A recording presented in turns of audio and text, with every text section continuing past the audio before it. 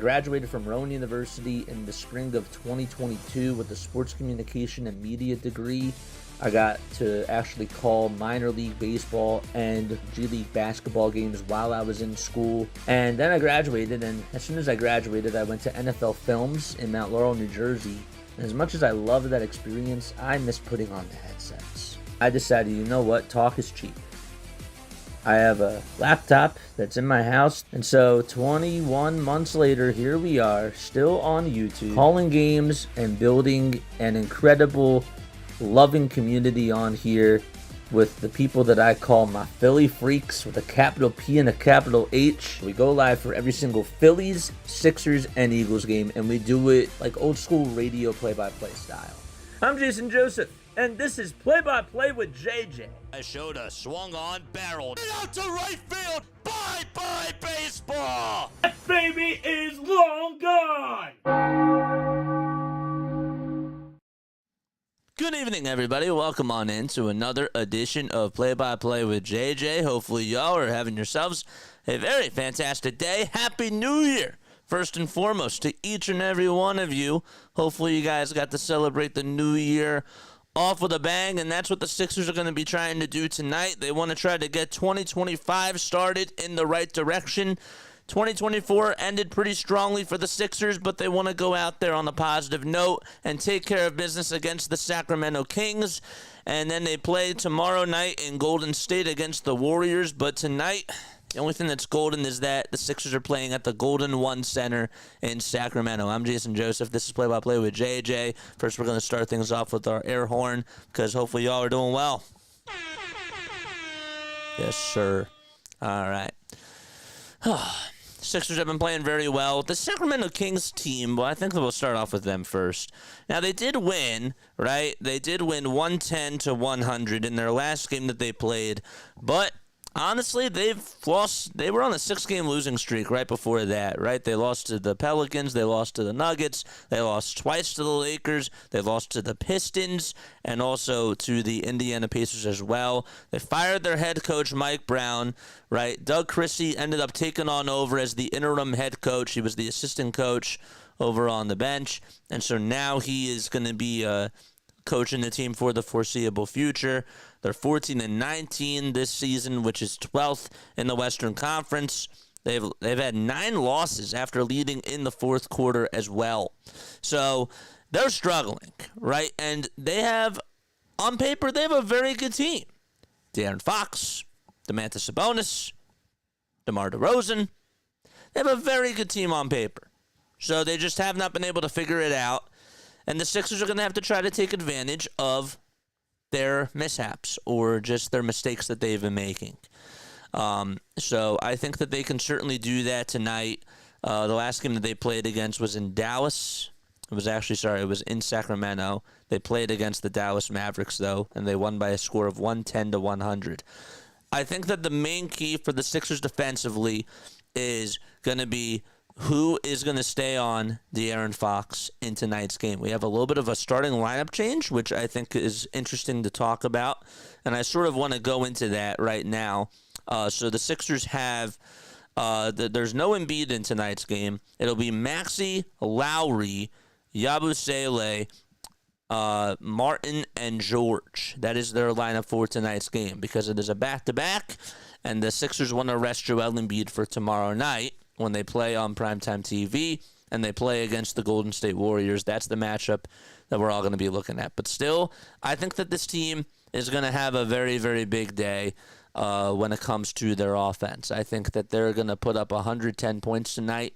My final score prediction for them is going to be 110 to 103.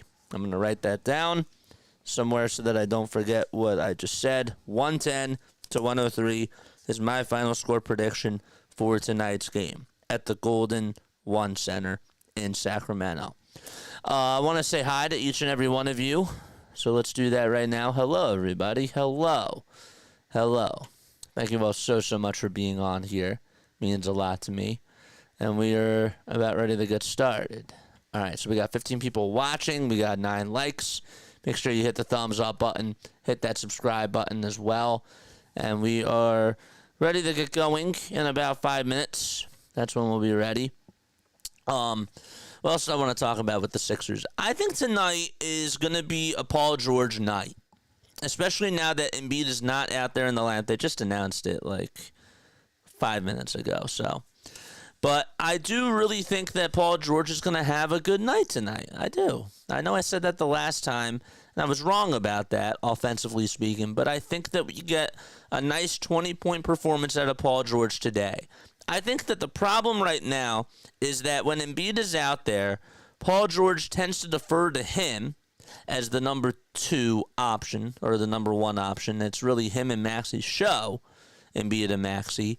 But I think that tonight we get a different story because it seems like that he does play more aggressive when Embiid is not out there.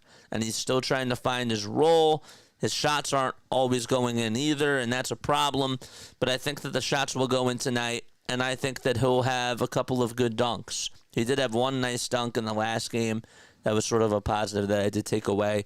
And it'll give you the intensity on the defensive side of the basketball as well. So those are my takes on Paul George tonight. He needs to step up. He needs to go out there and he needs to get the W for the Sixers. And if he can get you 25 points, 8 rebounds, come away with about 3 steals, I think that that's a good night for Paul George as long as he can be efficient from the field. So, but I do believe that Tyrese Maxey is going to lead the scoring for the Sixers, and I think that he'll definitely get into the 30-point column tonight. And it'd be cool for him to have a double-double. I want him to facilitate the basketball. I want him to get Paul George involved. And I want Maxey to take over whenever he has to do that. So that's all I'm looking for in tonight's game. There's no doubt about it. They should beat the Sacramento Kings team. They should definitely beat this team because they've been struggling and they're still trying to find their rhythm. They're still trying to find their core. Rebounding is going to be a thing tonight that I also look for as a team, right? It's all about team effort, and they need to do a good job on the glass in tonight's game. And if they can get you 36, 37 rebounds, I think that that's fine, as long as they don't give up a lot of rebounds to this Kings team. If the Kings are shooting the ball, not putting up a lot of shots, and they're playing good defense, then that's fine. So, yeah. What else do I want to say? That's pretty much it. Nick Nurse, I think that we're going to get a lot of looks from him tonight in regards to his play calling and his rotations out there. Kyle Lowry starting because obviously Joel Embiid is not playing, so that changes things as far as the positions go and the rotations. But I do like, in this case, I usually don't say I like Kyle Lowry starting, but the Sixers hopefully will get some minutes from Reggie Jackson over on the bench. I just don't think that they'll be able to get too much from any other option. I would like to see Ricky Council in this game a lot. I think that if we can get RC4 out there, that would be a very, very big plus. J-Rep is here. What's up, Scott? How you doing, man? Thank you so much for being here. Appreciate that very, very much. Are we still live on the oh no. Okay, good. I made a stream and that was incorrect before. So I apologize about that. And what else is going on? Nothing much else. Nothing much else is going on. Let's put this here. Let's put this over here. And then we should get ready to start in just a little bit. What's up, Scott? How you doing, man? Is our chat working? No. Chat's not working. Yo. Nothing. Nothing's working. We're still live, right? Testing 1, 2, 3. Are we still live?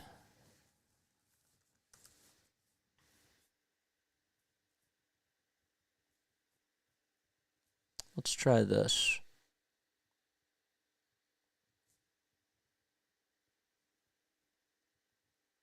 Hello? Chat is good. All right, good. Good. You know, I think that sometimes it's just Google that I have to close out of, and that just stops working for the chat. Good. All right. So, yes. those are all my takes on tonight's game. What do you guys think about tonight? What do you guys think about tonight? And let me change this poll question because it's not Embiid. Embiid is not playing in tonight's game. So let's change this poll question and let's say, who will be the leading scorer? We'll put in Maxey, George, Yabu, or somebody else. Someone else. Okay. There's our new poll. Okay.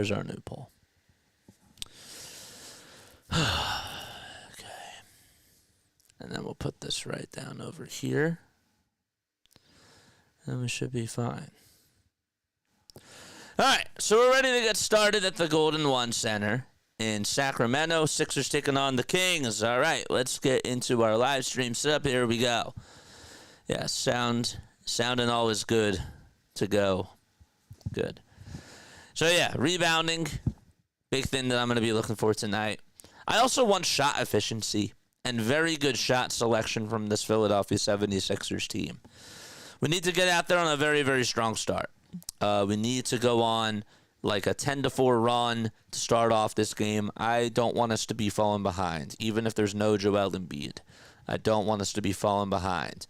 So we're ready to get started. The Kings are wearing their purple, black, and white uniforms. They got the white Sacramento Kings. Sacramento's in small font over on the front. The Kings are on, they have very big font. And the number is right below Kings on the front and the back. It's actually right below the last names on the back. Sixers are in their white and blue uniforms. Tip-off underway. Sacramento wins the tip-off. And De'Aaron Fox, DeMar DeRozan, that is, leader of the mid-range, able to get the scoring started for the Sacramento Kings. Get to the lines in just a little bit. Maxey saves it and almost climbed over the scores table to find Paul George for a three. And PG gets started off with a bang. It's nice. That's what you want, man. If you can get Paul George involved in the action tonight, and we should be very good to go. So we should be good. Domantas Sabonis, DeMar DeRozan, De'Aaron Fox, Malik Monk, and Keon Ellis all out there for the Kings as the starting five. For the Sixers, it's George, Yabusele, Martin, Lowry, and Maxey. Here's Sabonis on a mid-range J, puts it up, and he knocks it down. 4-3, Sacramento. So 3 buckets in this game so far, including a 9-foot shot by DeMar DeRozan, a 3 by Paul George, and Domantas Sabonis able to hit a mid-range. Here's Maxey who steps back. He finds Lowry at the top of the key. Here's Yabusele who gets fouled by Domantas Sabonis. Got tripped up over on the near corner. And the Sixers will still have the chance to inbound it. I mean, Tyrese Maxey literally just, tried to save that tried to save that pass that would have went out of bounds, and he almost climbed over the scorer's table to just save that thing and then just found Paul George. That was quite an assist. The Christian Yabusele actually had the assist, so that was a hockey assist by Tyrese Maxey. George sells for a turnaround jumper on the far corner. Can't get it to go, though. And Sabonis hands it off over to Malik Monk. So this Kings team, when they're on, they certainly can provide some good ball movement. Domantas Sabonis gets it down low on the block, and nobody can stop him. And it's already 6-3. Domantas Sabonis doing a good job getting involved in the offense for the Kings. Got to watch out for him, man. And the Sixers, I'm curious to see how they do guarding him. There's no Andre Drummond, and there's no Joel Embiid. There's also no KJ Martin. Here's Maxey with a little floater. Underhanded scoop is in over in the mid-range game, and it's now 6-5. Sixers trail by 1. Fox inside, outside to DeMar DeRozan. Sabonis back to DeRozan at the top of the key, being heavily guarded by Yabusele. Kicks it out to Ellis, who catches and lets it fly and hits the tray from the far corner. 9-5 Kings, doing a good job at shooting the rock. It was actually De'Aaron Fox that made the three-pointer. Here's Yabusele on the catch-and-shoot three. Doink. In and out it goes. And now it's Ellis who hands it off to De'Aaron Fox. Fox has established the three ball pretty well. Monk misses a three-pointer. So Fox and Monk and Maxey all got to play at Kentucky. It's the Kentucky guards going up against all each other. 9-5, and Maxey dribbles it into the lane and gets fouled. It was actually went out of bounds, and it was last touched by Malik Monk. They said that he blocked it. Thought that I saw a whistle for a foul, but no, there was no whistle. Here's a step-back three from Tyrese Maxey over on the far corner. No good. Sabonis rebound. He turns it over, though. Lowry back to Maxey, and Maxey's three on the far wing is also no good either. So Maxey had two chances to try to cash in some trays and could not knock them down. Sacramento now have the A's as a baseball team. Yeah, that's correct. That is true.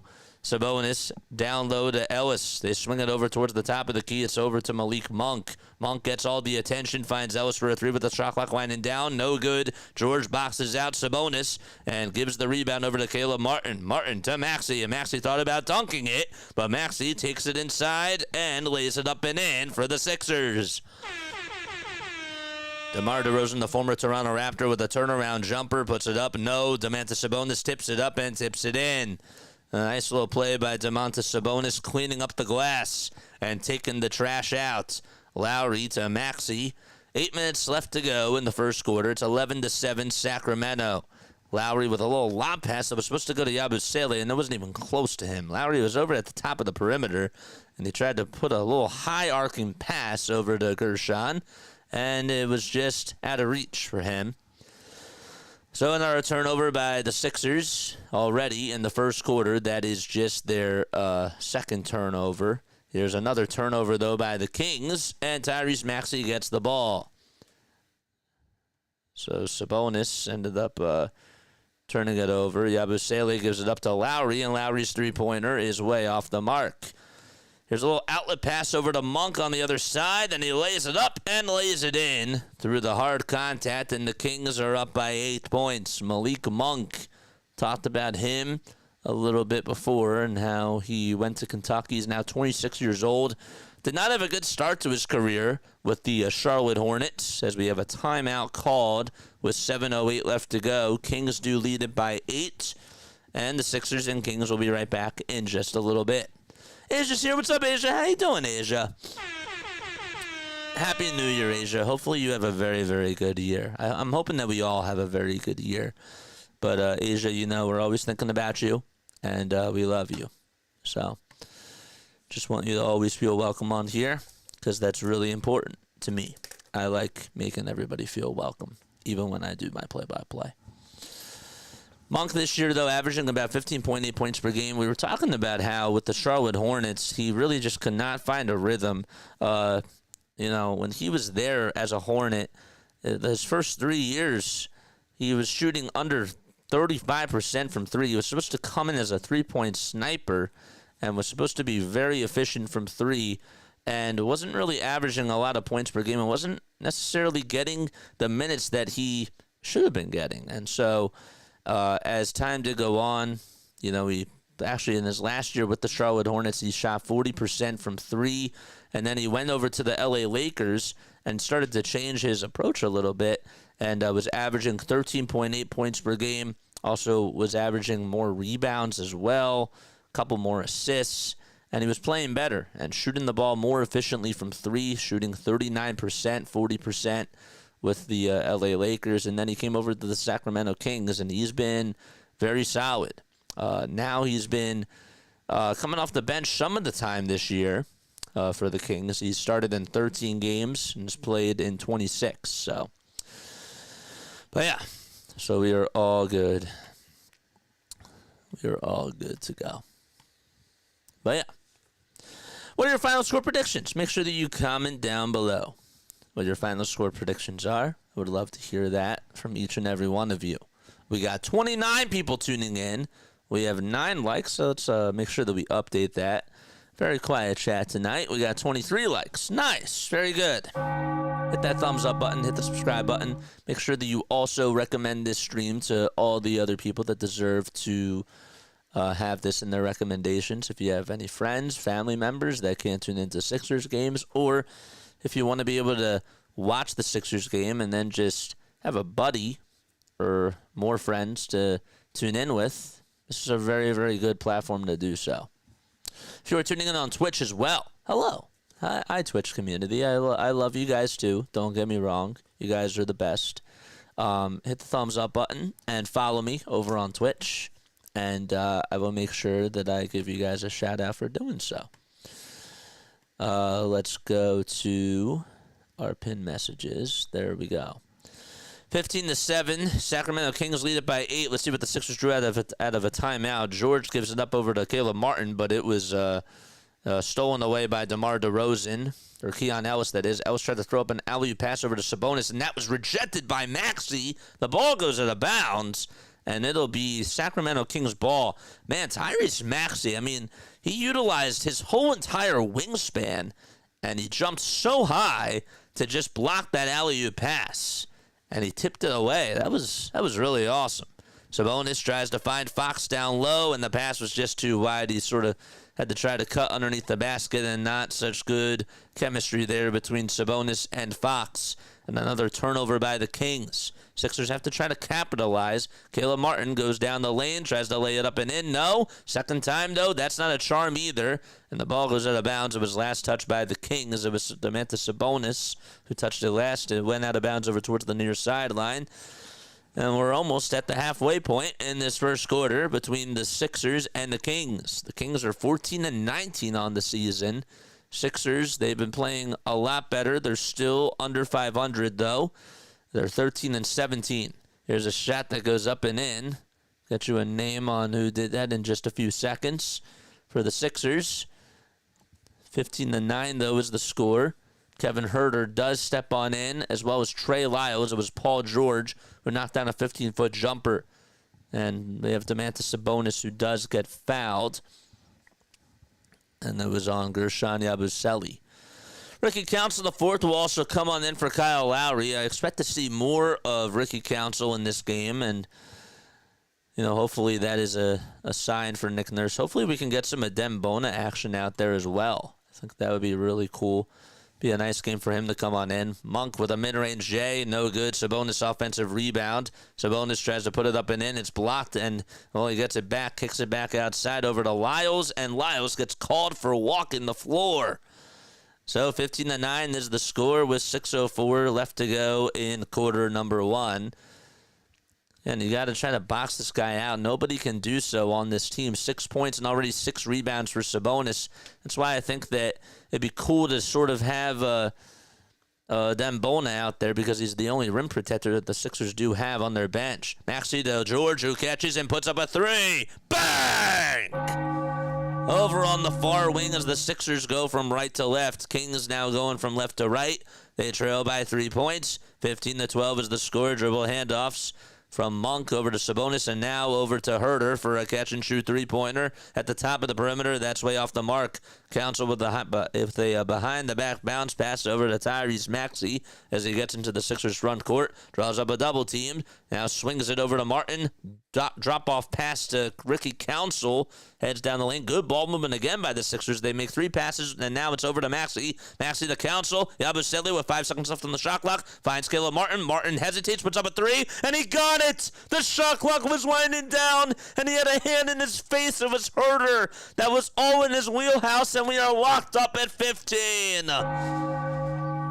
5:08 left to go. That is unbelievable. Caleb Martin hesitated for a quick second, and yet he had a hand in his face, and he still made it. And Paul George's shot as well was absolutely clutch, too. An 8-0 run by the Sixers over the last 90 seconds. No Joel Embiid in this game. Monk tries to, that was a nice pass over to Domantas Sabonis. That was sort of like a chest pass that he was able to make and bounce and skip it over to the big fella Domantas with nobody on him. And it's 17-15. Kings up by 2. George to Martin from near corner to far wing, and now Council for a far corner 3. And that is off the mark. Monk got the rebound and speeds right past Caleb Martin and gives the Kings a little bit more breathing room as they are up by 2 possessions. Maxey spinning, fading, trying to go up with a 2. Off the mark, didn't even hit the rim. And the Kings playing very fast. The Sixers have to get back on defense. Here's Carter for a mid-range J. No, Sabonis can't be boxed out by Maxey. Tries to tip it up and in. Sabonis with the tip back. No good either. Paul George is able to corral the miss. George will cross on over. He's being guarded heavily by Kevin Huerter, who's trying to put him in jail. And we do have a reach-in foul called on Huerter. So the Sixers were able to tie it up at 15 apiece on back-to-back threes by George and Martin. And then the Kings were able to get a little bit of separation as they had two nice buckets. One of them was by Sabonis, and the other one was by Malik Monk. 19-15 is the score. Next time that the Sixers play the Kings will be on January 29th at the Wells Fargo Center.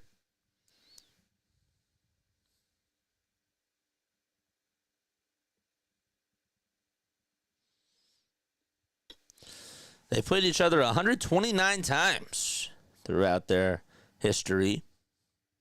They've played each other, 302 times. The Sixers have won 173 of those matches. Kings have won 129. Last time that these teams played against each other was on March 25th. Sixers won 108-96 in that game. 3:50 left to go, and George wants to try to put up a jumper, and he banked it in. Does that count, though? Does it count? It does. He banked it in over on the far corner. It was a two-pointer, and he was fouled in the act of shooting. So Paul George already stepping up in this first quarter for the Sixers. Give him 10 points. And he's 4 for 5 from the field. He's feeling it, man. 2 for 2 from 3. And he's been very efficient tonight. That's what you want, man. That's what you want from Paul George. 113-106. What's up, Jane? How you doing, Jane? What's going on? Good stuff. 15.4 points per game for PG. He's averaging more without Embiid out there. Wanted to just say that the last time that the Sixers played against the Kings, the Sixers the Sixers lost 108-96. The Kings were able to get the win. Tyrese Maxey did have 29 points in that game, but Domantas Sabonis, I think it was De'Aaron Fox and Domantas Sabonis, they had 23 points each, if I remember correctly. So Fox had 23, and Keegan Murray actually had 23. And Sabonis had a double-double. Foul shot by George. It's good.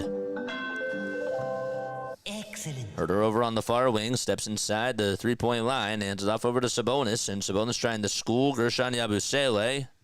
Kicks it out, though, to DeMar DeRozan, who's over at the foul line now and steps into a foul line jumper, and it hit off the back iron, took a high arc, and just went straight down the drain. That was pretty impressive.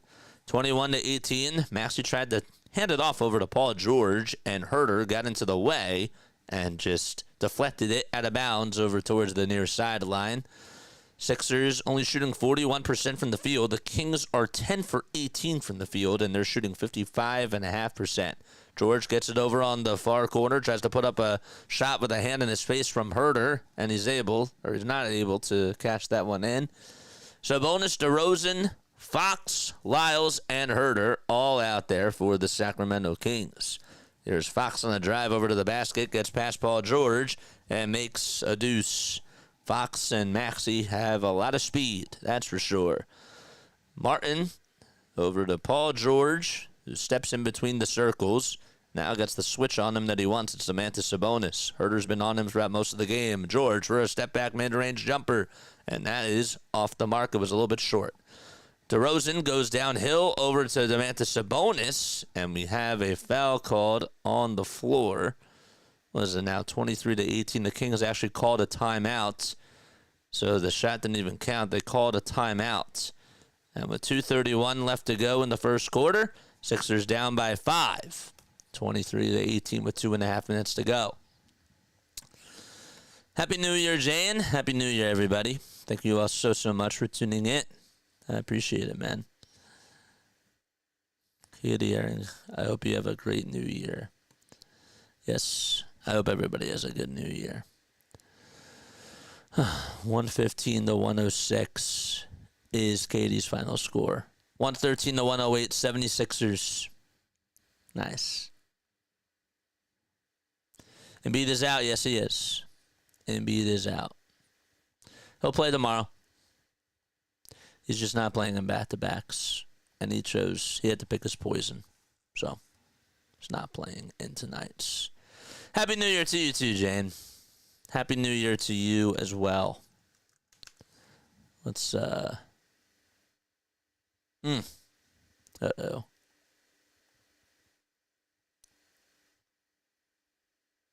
Okay, good.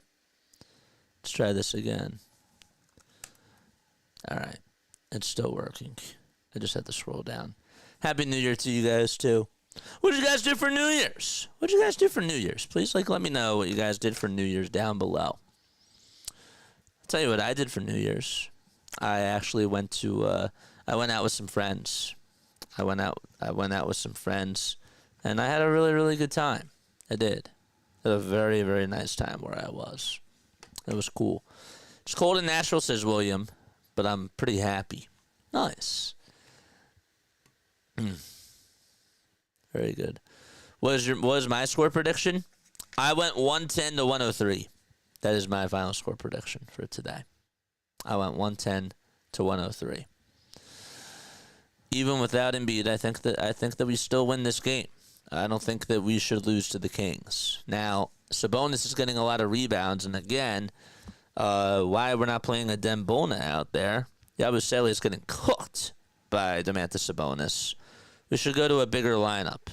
I think that hindsight is 20/20, but I liked Kyle Lowry coming out there to start off the game. I wanted to go to a more guard-heavy lineup, and I thought that maybe by playing smaller, it would help, but it's not worked so far. Andre Drummond is actually available. I stand corrected. Andre Drummond is going to come on in for Paul George. So then why didn't he play? I didn't realize that. I didn't see on the scouting report that he's back, but whatever. George already with 11 points. He just picked up his second personal foul, so that's why he is not out there. So he'll rest for the rest of the first quarter. De'Aaron Fox gets the inbound pass. Alex Len, the veteran, who's played for the Kings for a very long time, is going to go on in there for the Kings. Len puts up a floater over Drummond. No good. The ball's last touched, though, by Alex Len, and it'll be Philadelphia 76ers ball. Johnson fell asleep at 12:03 p.m. Eastern time, or yesterday. Oh, yesterday for the ball drop. Yes, 23-18, 2:05 left to go. Maxey dribbles through contact, goes down the lane, whistles remain silent, but he gets the bucket to go. 23-20 is the score. Here's a ball that gets blocked by Maxey. It was on a shot by Trey Lyles. Martin goes into the Sixers territory and now dribbles it back outside from the baseline over to the far corner. Hands it off to Maxey, who puts up a tray. That was for the tie. No good. Herder, DeRozan, Fox, Lyles, and Len all out there for the Kings. As Sabonis is getting a little bit of rest. Here's an elbow jumper from Malik Monk. No. And the ball goes into the hands of Andre Drummond, who gathers the miss. Drummond already with 2 rebounds so far ever since he's gone out there. Maxey tries to swing it over to Eric Gordon, who's also getting some minutes tonight. Eric Gordon, he got hurt a little bit. Gordon tries to play defense, and he actually played really good defense there on Herder. He contested the jumper. Drummond with a rebound. Outlet pass over to Council. Council puts it up, and he knocks it down. He tried to go in there, and I thought that maybe he was going to provide a dunk, but he just let it go, and he still got fouled and was able to swish it regardless.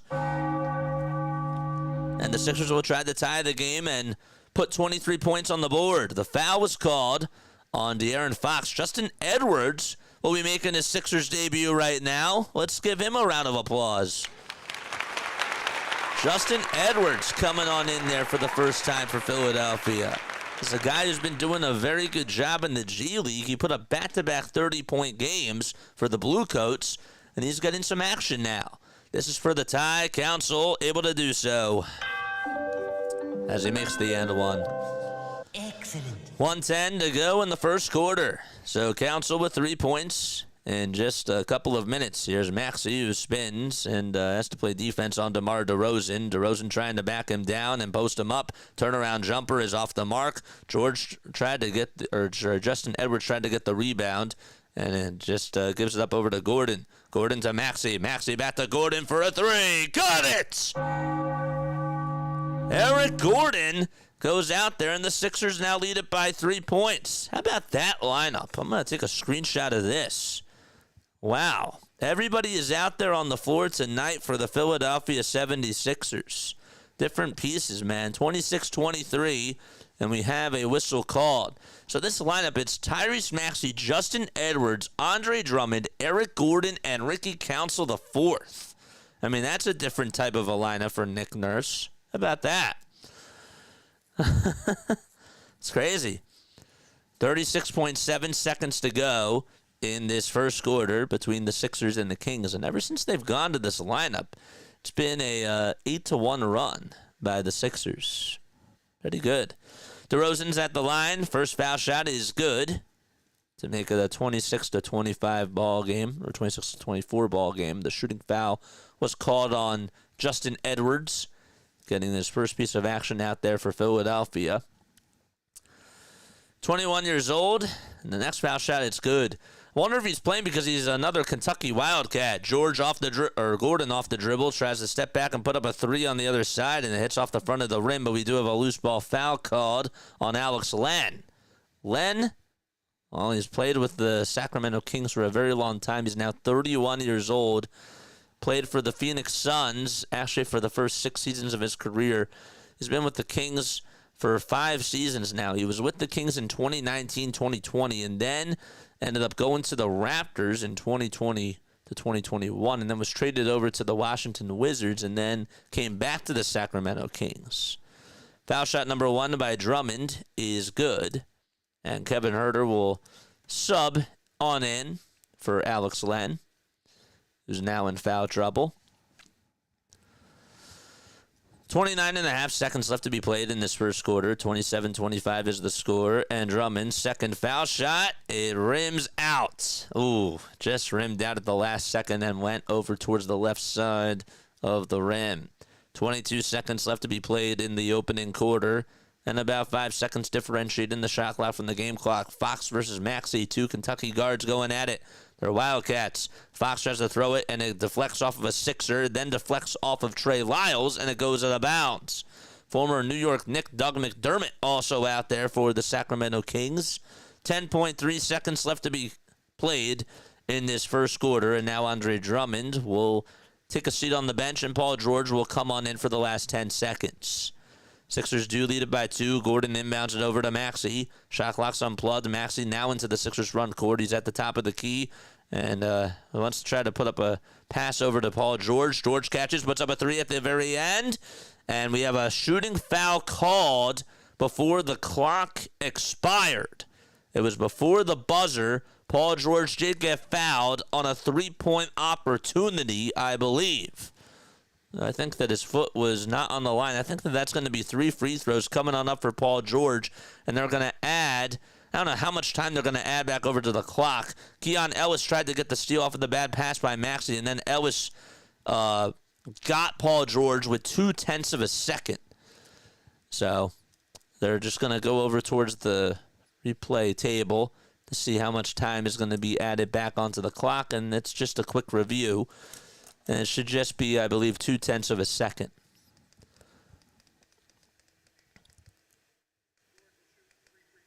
So it'll be 3 free throws for Paul George. And the shooting foul is called on Keon Ellis. George with 11 points. 2 for 2 he is from 3. And he'll go to the line for not 1, not 2, but 3 foul shots. Oubre's also out tonight, by the way. That's why that they went to Kyle Lowry. And George's first foul shot is good. Actually added 0.3 of a second to the game clock.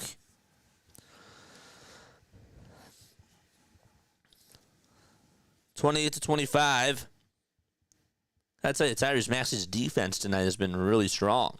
Blocked an alley-oop pass. And has played very good defense on De'Aaron Fox. I know they say he has 7 points, but he's not really taking a lot of shots here. Second foul shot by George is up and in. That makes it 29-25. Third free throw coming on up. Can he end the quarter with 14 points? Here it is. He does. Excellent. And the Kings will inbound it, and that's going to do it in quarter number 1. Sixers lead it by 5. Did not get off to the very best start. And then Paul George decided to come on in and take some shots and be aggressive. And, well, he scored almost half of the Sixers' points in the first quarter. And they lead it 30-25 as they go into quarter number 2 at the Golden One Center in Sacramento. Nice. That was a very good first quarter. I like that. I took a video of it, says Jane. Some theories say Abraham Ellsworth. What's going on? JJ, read my comment. Asia, I've been unemployed ever since July. I feel for you. Lucky for me, the play-by-play with JJ freaks keep me in the game of life. Aw, that's... Hold up. If that's nice. JJ, read my comment. I can't always read everybody's comments on here. If I miss it, don't take it personally. JJ, I hope you have a better year as well. Yeah, I read it. I saw what you said. Yeah. I saw what you said. I hope everybody has a good year, man. Oh, wait. I didn't read... Maybe there was something else that I didn't read that ended up not showing up on the Ninja chat, so... I don't know. Maybe something did not pick up, and I didn't see it. Was that the comment? I think it was the comment. But, yeah.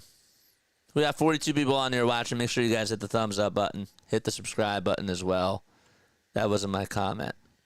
Well, I didn't see it. It didn't show up on here. It didn't show up. I can't see it. Let me see. One more time. I can't see it. It didn't show up on here. Sorry, you'll have to repeat yourself. I'm sorry about that. Oh, here it is. I hope I have a better year. I can't have another year like this again. That's the one that I saw. That's the one that I saw. I hope that we all have a good year, man. That's the bottom line. And I hope that you have a very good year, too. It's 10:42 p.m. Eastern Time. George leads the way for the Sixers with 14 points. And Sabonis is 8. He has 8 points and 8 rebounds. All right, so the Sixers ended the first quarter on a 23-10 scoring run. And with 11:45 seconds to go in the first half, the Sixers get Paul George involved again as he makes a layup. And the Sixers get back on defense. Another nice bucket by PG. There's a step-back three-pointer by Kevin Huerter. That's no good. George is able to climb the ladder and corral the miss. Off the miss shot by Doug McDermott.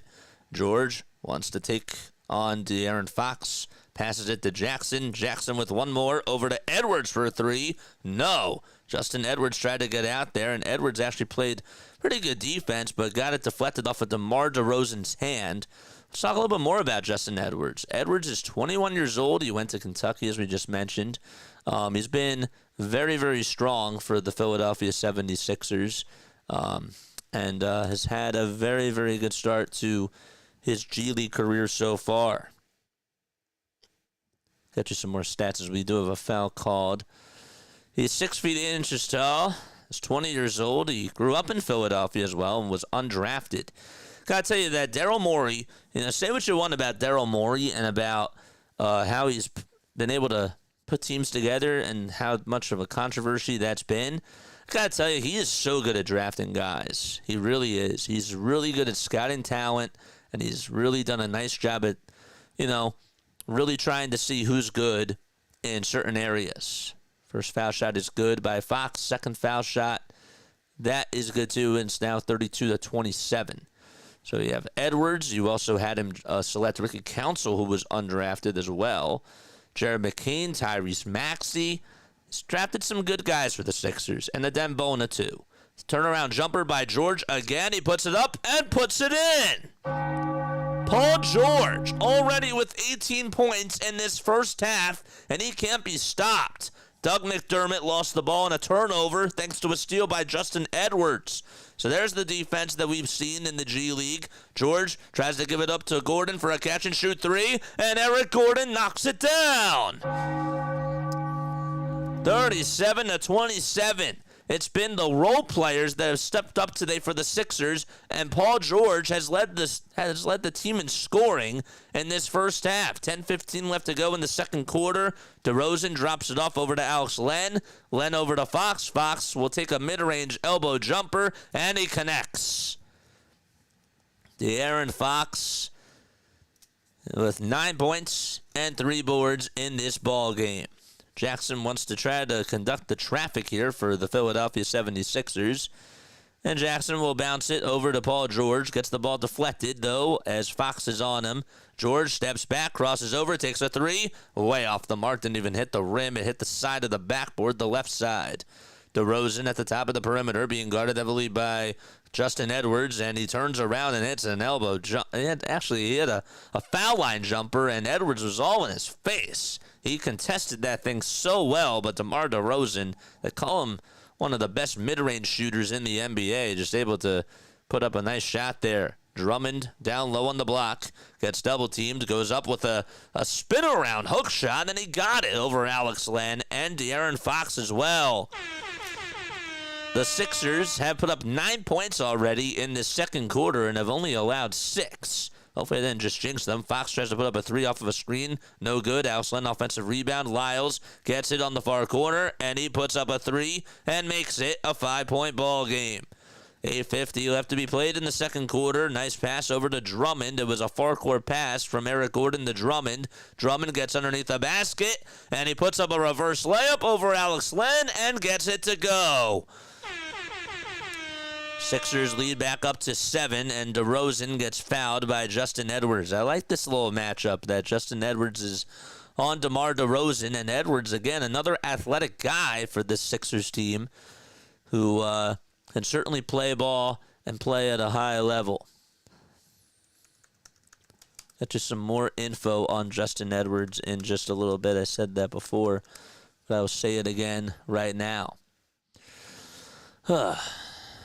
41-34. Gordon blocks it, and George gives it up over to Eric Gordon on the other side, and Gordon gets it to go. Eric Gordon, just blocked Malik Monk's three. Andre Drummond got the rebound. Gordon was on a fast break, and he got the dunk out in transition.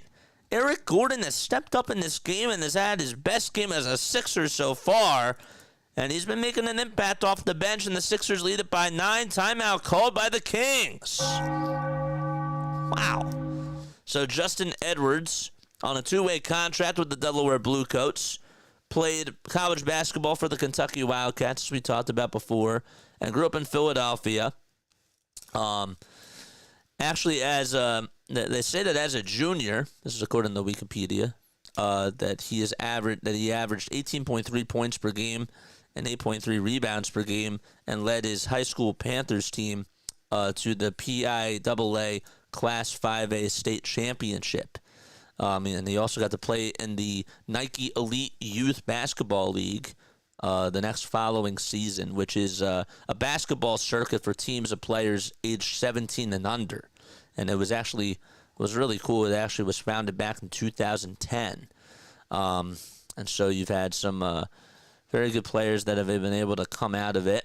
And that was something that he got to participate with. And he was also was Mr. Pennsylvania Basketball, was named that during his senior year of high school. So for him to just, be a hometown person and just come on in and be drafted into the Sixers organization, that's just as great of a story as anybody could ever want, as an athlete. So I think that's really special. Did average 8.8 points per game in his 32 games that he played during his freshman season, and then he declared for the NBA draft for this year. So also averaged about 3.4 rebounds per game as well with the Kentucky Wildcats. So he's been a very good draft pick so far by the Sixers organization.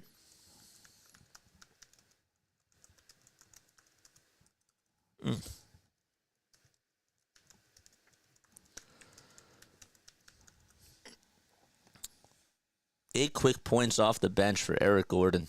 The bench today is stepping up big time. That's the one, JJ. Yeah, I knew I was right. Is Flexen here? Flexen, what's up, man? How you doing? Happy New Year, man. Mr. Rory's also here. He says, go Sixers. Daryl says, why your scoreboard middle screen say halfway in the second quarter? Because the scores board by app, it always says that we're going into halftime after each quarter, which is incorrect. So that's just a flaw from their end. Edwards wears number 19. He's 6 feet 8 inches tall, weighs about 203 pounds. Was born on December 16th of 2003. Here's Sabonis, who gets the inbound pass from the Sacramento Kings and tries to go up with a layup, and he's fouled. Caleb Martin will come back in for Philadelphia, and Justin Edwards will take a breather over on the bench. So the Sixers lineup, it's George, Martin, Drummond, Jackson, and Gordon. Every single one of those last names can all be first names, except probably I've never heard of a first name of Drummond before. But maybe I'm sure that maybe somebody in the world maybe might do that one day. Maybe there is somebody named Drummond out there. So does anybody have the first name of Drummond? Now I kind of want to know. If somebody could spot me on that, that'd be great. 43-34 as the next foul shot by Domantas Sabonis is up and in. So he goes 2 for 2. That trip around 9 points and 8 rebounds by Domantas Sabonis. We got another subscriber. Thank you so much for being here. Whoever just subscribed to the channel, I really do appreciate that. Sixers turn the ball over, and the ball goes out of bounds over towards the far sideline. Drummond with a bad pass. It was supposed to go over to Caleb Martin, and it went over towards the Kings bench. The Sixers bench, that is. 43-35, Sixers in the driver's seat. Herter with a bounce pass over to Domantas Sabonis. Sabonis trying to take on Andre Drummond, and Drummond does stand his ground. Behind the back bounce pass over to Kevin Herter, and the ball goes out of bounds. Another bad pass by Sabonis. And Sabonis is not really happy with himself. There's Joel Embiid over on the Sixers bench wearing his light blue hoodie. It's actually really a dark blue hoodie. It's a mixture of blue and green. 43-35 is the score with about 7.5 minutes left to go. Drummond hands it off over to Eric Gordon. The bounce pass to George. George wants to try to initiate the contact. Goes up with a layup, and he got it! Paul George! 20 points in this game so far. And he is down, though. He's down. Oh, no. He is down in a lot of pain. Malik Monk ended up making the layup, and he's grabbing onto both knees. That's not good. Oh, he is down. He's sitting up now. The trainers are looking at him. He took a trip to the deck. He's now sitting up. We need prayers in the chat. This is not good. 45-37. He's going to be helped up by Embiid. And let's see what they're going to do. He's grabbing onto his little backside, his right back area. And this is where you go to Twitter. PG was down. That's not good, man. This is that's great. That's just beautiful. So Paul George is down. You too, Flex. What's up, Rising Rhino? How you doing, man? Not good. Prayers in the chat, man. Paul George is down after a hard drive to the rim, and that's the last thing that you want to see as a Philadelphia 76ers fan. Great. Sixers called a timeout. This is Kyle Neubeck with Paul George down on the baseline after a rough tumble. Walked off his own power. He walked off under his own power, so that's good. I can't see that on the screen right now. So that is good to know. Rising Rhino is here. What's up, Rising Rhino? Thank you so much for stopping by. Paul George is hurt. But he did walk under his own power, according to Kyle Neubeck, who does an awesome job covering the Philadelphia 76ers for PHLY. He does a great job with that. Prayers for PG in the chat.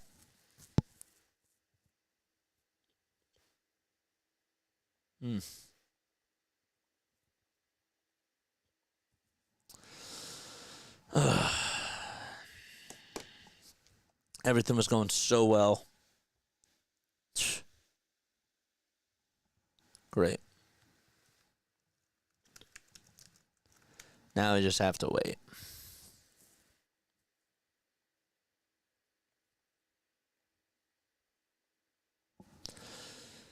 So George is putting something around the back of his, the lower part of his back. It was the lower part of his back.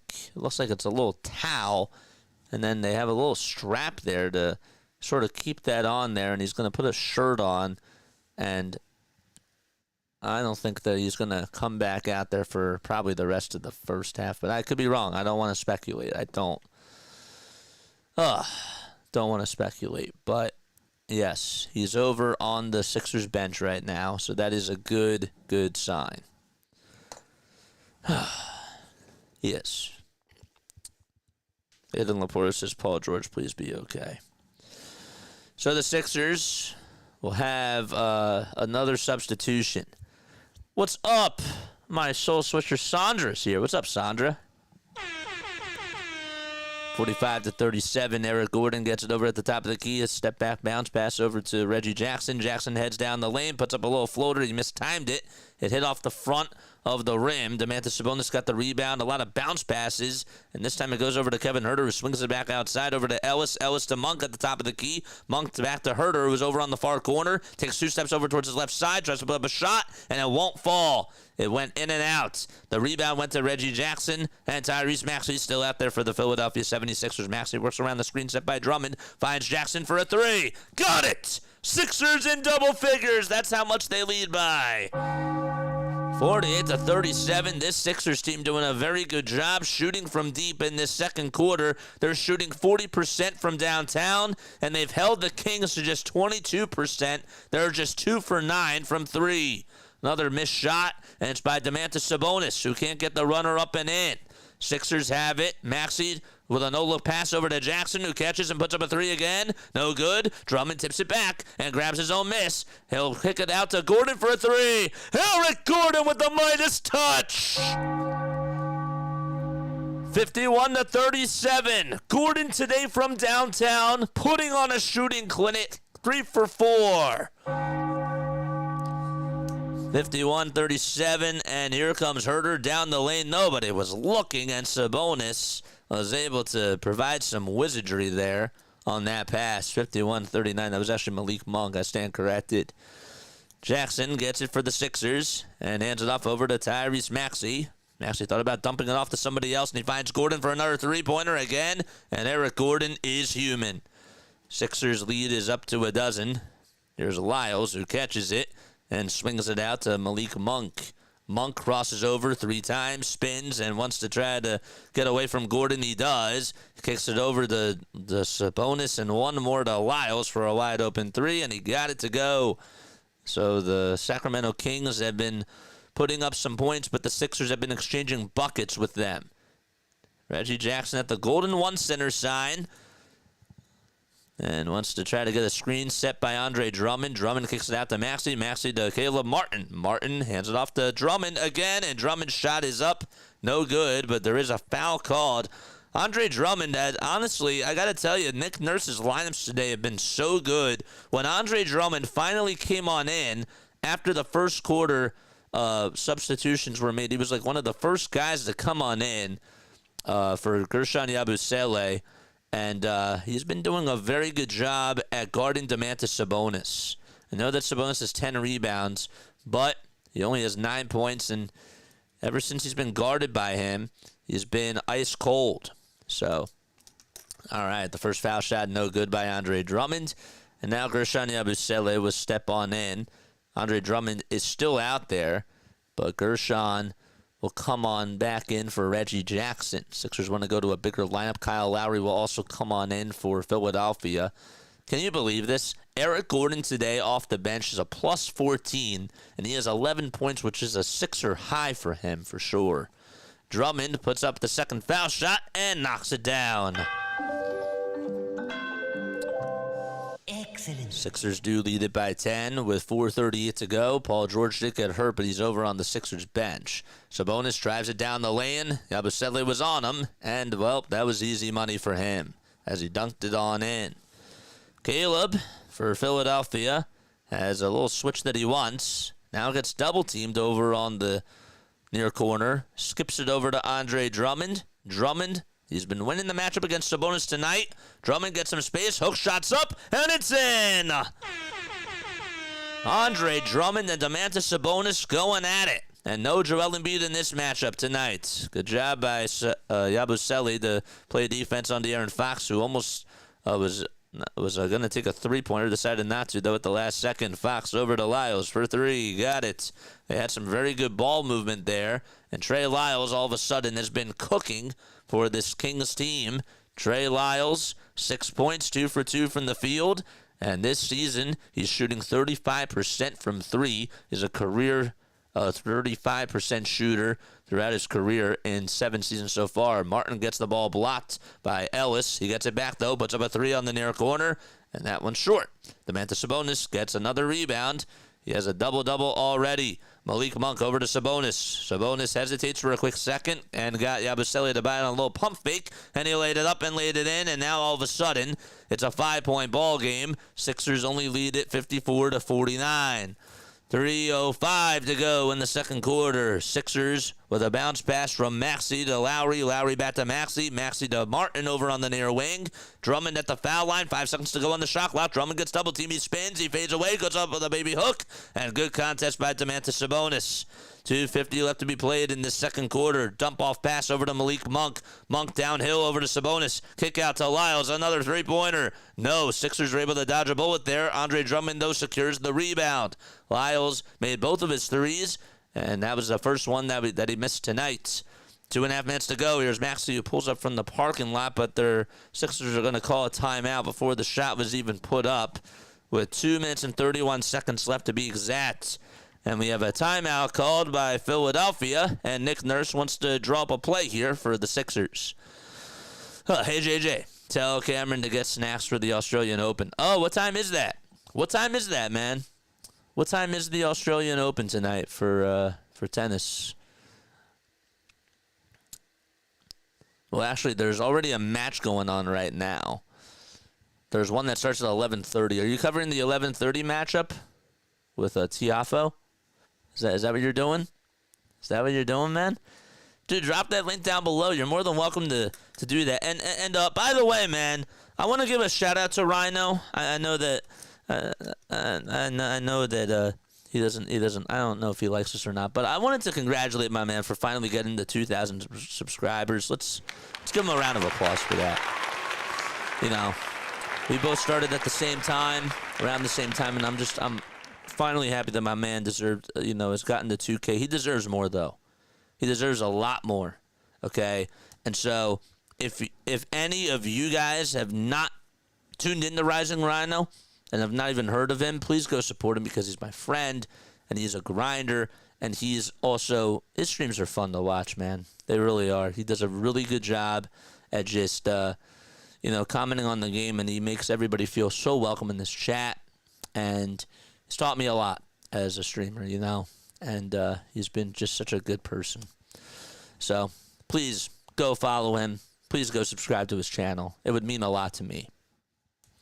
54-49 is the score. Sixers trying to draw up a play, and we do have a foul called. There was a foul on the floor. Paul George is in there for Andre Drummond, so that's also good news. Thank goodness he's back out there. Maxey will try to inbound it over to Gershon Yabusele. And Yabusele gives it over to Maxey. Maxey steps back. Good contest by Domantas Sabonis. And that three-pointer was way off the mark. That was from about 32 feet. That was a really far shot. Monk to Ellis over on the far wing. Ellis to Lyles. Lyles back to Ellis, who dumps it off over to De'Aaron Fox. Fox goes up with a shot over Tyrese Maxey, and Maxey reached on in the act of shooting. So there's about 2 minutes and 3 seconds left to go in this second quarter. We have a fun time together. Thanks, JJ. Appreciate the love, man. Well, it's all the truth, man. So I really want to. I want your channel to grow. just like us, man. And so if my supporters have not subscribed to your channel, I want to make sure that I at least put in the word for you, because you 1,000% deserve that, man. All right, 2:03 left to go. Hey, JJ, is it any wonder that the Sixers are playing so well? Nick Nurse allegedly watches play-by-play with JJ, and why wouldn't he? For the most informative play-by-play, please go like and subscribe. Oh, thanks, man. 54-41 as Fox ends up going 2 for 2 from the line, and now all of a sudden it's a one-possession game. They decide to play back court defense. The Sacramento Kings. Sixers do advance it over into the front court. Kyle Lowry got tripped up, though, as he tried to pass it over to Gershon Yabusele, and there's a foul called on Malik Monk. He did. He got pushed right out of bounds. You can't do that. Come on, man. This is a 90s basketball. You can't push people. What are we doing? Can't do that. If you have subscribed to my channel, I appreciate it very, very much. Ryan's the only other streamer that I watch, says Jan. That says a lot, you know, because Rhino's really good at what he does. George hands it off over to Tyrese Maxey. Maxey with a pass over to Lowry for a three-pointer. Lowry couldn't get the friendly bounce. Good tip by Yabusele to try to give it up to Paul George. The ball did go out of bounds, though. I like the effort there, though, by Gershon. 97 seconds left to go in the first half. All right, let's see if Fox will get the inbound pass. It's Sabonis, Fox, Monk, Ellis, and Lyles out there for the Kings. Sixers have George, Yabusele, Martin, Lowry, and Maxey. Ellis looking to pass it to somebody, finds Trey Lyles. Lyles back over to Ellis. Ellis steps into rhythm, puts up a three-pointer, and we have a tie ball game. The purple beam lights are shining in Sacramento, and we are locked up at 54 apiece. The Kings have put up 29 points in this quarter. Sixers have put up only 24. Started off the quarter very strong and have gotten pretty ice cold. Martin to Lowry. Lowry down the lane. Lowry to Maxey. Maxey one more to Yabusele for a far corner three. And that one is just a little bit wide right. 55 seconds to go. Sixers, can they lock up on defense here? That would be nice. Sabonis looks to dump it off over to Monk. Monk back to Sabonis, down low on the block.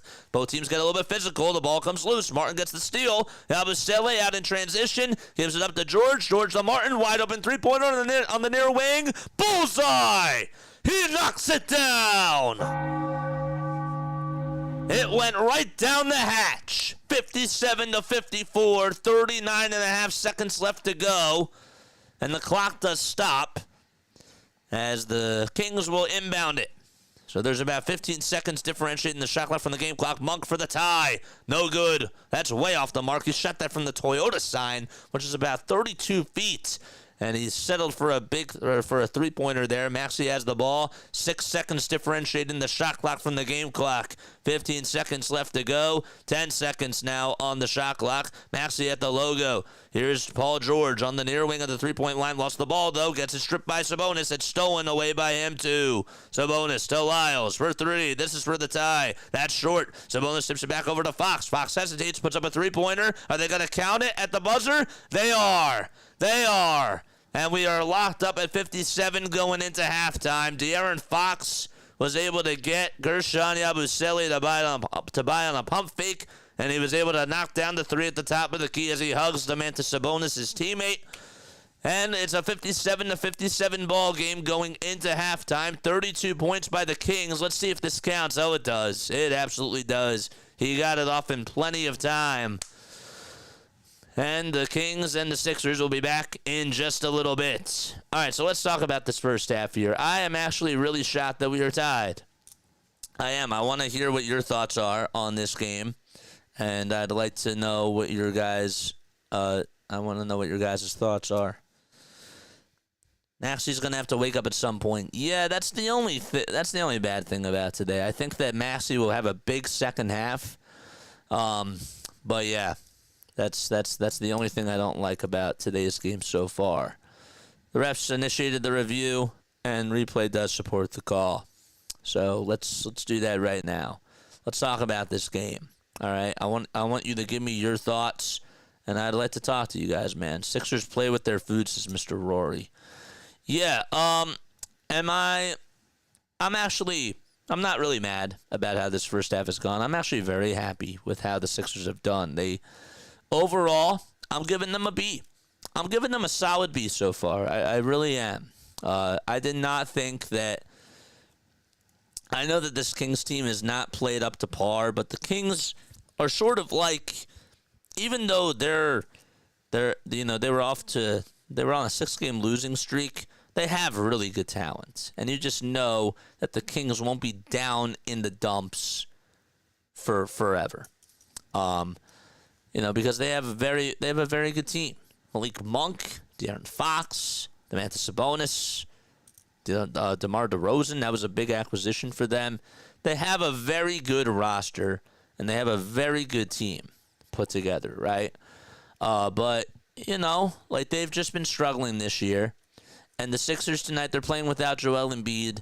I was thinking that the Sixers should still win this game, and I still do believe that. But with what I'm seeing with my own two eyes tonight, I loved how in that first quarter, I'm going to go back to that for a quick second. Paul George, I said that Paul George, I was right about something, that Paul George needed to get going early on, and the Sixers needed to establish the lead early. Now, they didn't necessarily do that to start off the game, right? It was a 15-7 run. We started off with Gershon Yabusele playing over at the center position. Kyle Lowry was the point guard.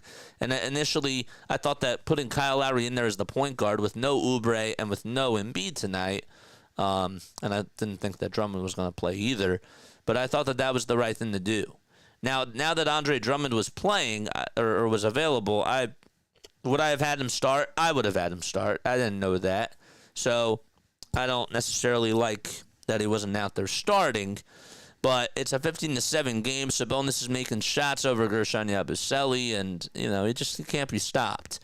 And then after the timeout was called, Paul George makes a nice little elbow jumper. It was a 15-foot jumper, and that makes it now 15-9. And the Sixers end that first quarter on what was a 30-12 run.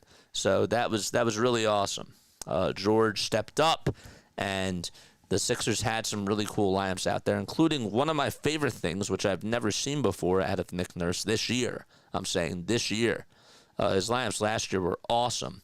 But the lineup that I loved today, and I was surprised that he didn't go back to it, and they were so good out there, was a lineup that had Eric Gordon, right? It had Eric Gordon, Ricky Council, Tyrese Maxey, Justin Edwards, and Andre Drummond.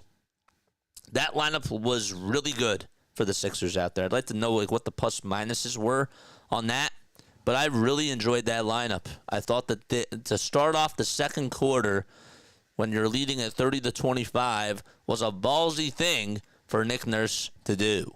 Thought that he was awesome just to start off that second quarter. And then, we're up at one point. It's like 48-37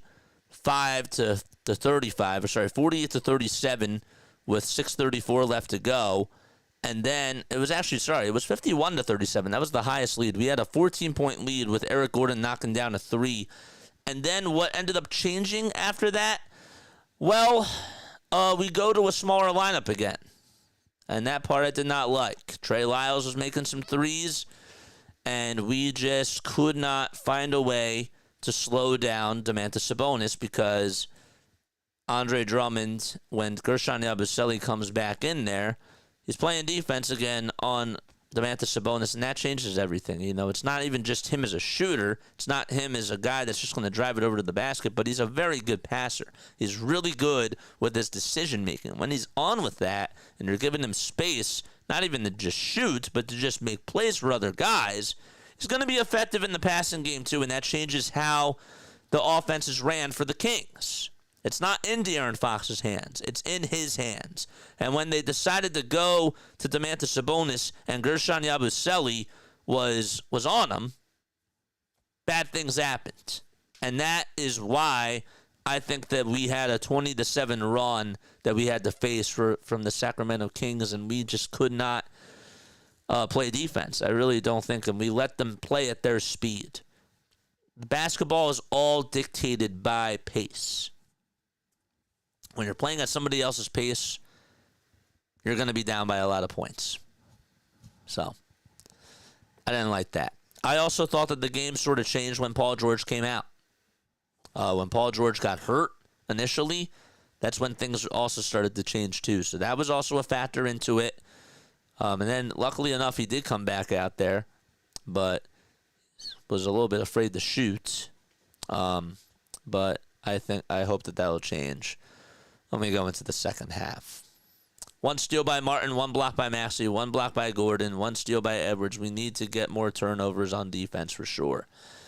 Yeah, they could not play defense to end that second quarter. And again, the reason why is because Yabusele just gets beaten up by Domantas Sabonis. Sabonis had a nice little pump fake and a nice little shimmy to get Gershon Yabusele to jump on him, you know?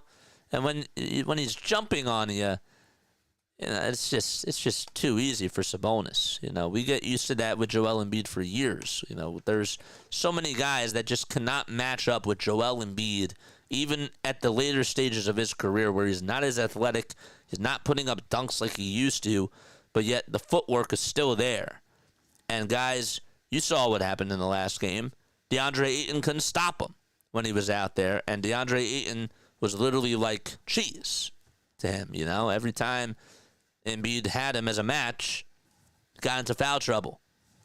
So the Sixers have Yabusele has not been the answer tonight on Domantas Sabonis, and somebody else has to be. And for a while it was Andre Drummond. Now what did the Sixers do to provide that counterpunch? I don't know. I actually, sorry, I do know, but I don't know if it's going to happen. I think that you have to go to a Dembona. I want to see him out there, and it's not going to happen. It just won't. So those are my thoughts, though. Sabonis already has 14 rebounds at the first half, and Yabusele, RB points it out, as 0. None. He's getting boxed out by Sabonis every single time. So, what else? What else stood out to me? Let's take a look at the box score here. Also, no points for Gershon. This is his worst half that he's had in 14 minutes. He's a minus 15. A minus 15. This bench is what's keeping the Sixers involved in this game. The bench today has 25 points. The bench is playing so well. Drummond, 8 points, 6 rebounds, only 1 turnover. Gordon with 11 points. Again, Eric Gordon becomes a liability if he's not making his threes. And Gordon is older now. And we've, said that we don't want the older guys out there, the guys that are slower and flat-footed. But when Eric Gordon's making his threes, like when Furkan Korkmaz, we would say the same thing. We knew that he couldn't play defense, Furkan Korkmaz, but when he was out there making threes, that's where he was valuable. Never thought that I'd bring up his name ever again. Furkan Korkmaz, bro. Furkan Korkmaz. Crazy. But that's how I feel. That's how I feel in regards to this game. Domantas Sabonis is making plays. Every time he's been making plays, he's been very loud. And he's gotten a lot of turnovers when Andre Drummond was on him. So Yabusele has been a killer today for the Sixers, and it's a shame because he's a minus 15 out there on the court. And Kyle Lowry's a minus 16. So not good for the both of those guys so far.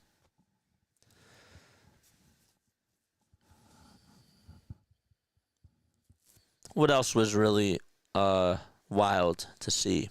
I didn't take any other notes. JJ is also on Facebook. No more, Scott. I'm not on Facebook anymore. That's I've been trying to deal with stuff behind the scenes about it, but I am for now I'm not on Facebook anymore. So I've been trying to deal with things behind the scenes with it, trying to take care of it, but I don't know if there's going to be a way for me to appeal what's going on. So, but thank you, man. I appreciate you for putting that stuff out there. What else? What stood out to you guys, man? Like, what stood out to you guys in that first half for the Sixers? If you were to give them a number from 1 to 10, 1 being very poor, 10 being perfect, what would your number be? I'm going with a 7. It would have been up to a 10 if the second quarter didn't end the way that it did. but I'm going up to a 7. I still come away with that first half with some very positive things, a lot more positives than negatives, except for, Kyle Lowry not doing a good job out there and Gershon Yabusele not having a good game today. Not really going to get on Gershon. PG with 20, Maxey with 6. Yeah, let's talk about Tyrese Maxey. Maxey needs to step up in the second half. He does.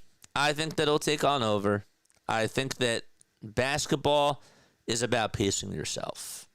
And I think that a lot of times, I'll never forget the one game that the Sixers had when they had Jimmy Butler here. And Jimmy Butler said to Embiid, he talked about this in his post-game show after the Sixers did win that game. It was against Boston. He said, Joel, get us through the first 3 quarters. I'll take over in the fourth. That's where I come in. If you can keep us involved in this game, I'll take over in the fourth quarter. And boy, did Jimmy Butler step up in that game against Boston on primetime TV. I sort of think that the same thing is happening here. I think that we were expected to get a big performance out of Paul George in the first half. And now I think that the tides are going to change and Tyrese Maxey is going to step up towards the end of the third quarter into the fourth. He's 3 for 9 from the field. He's taken as many shot attempts as PG is, but he's 0 for 4 from 3.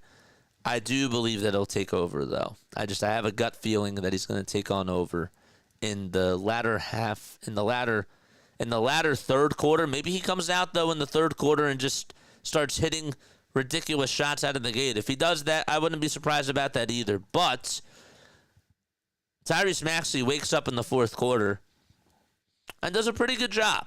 He's been showing that consistently this season and last year, too, for sure. So, but he has to do better.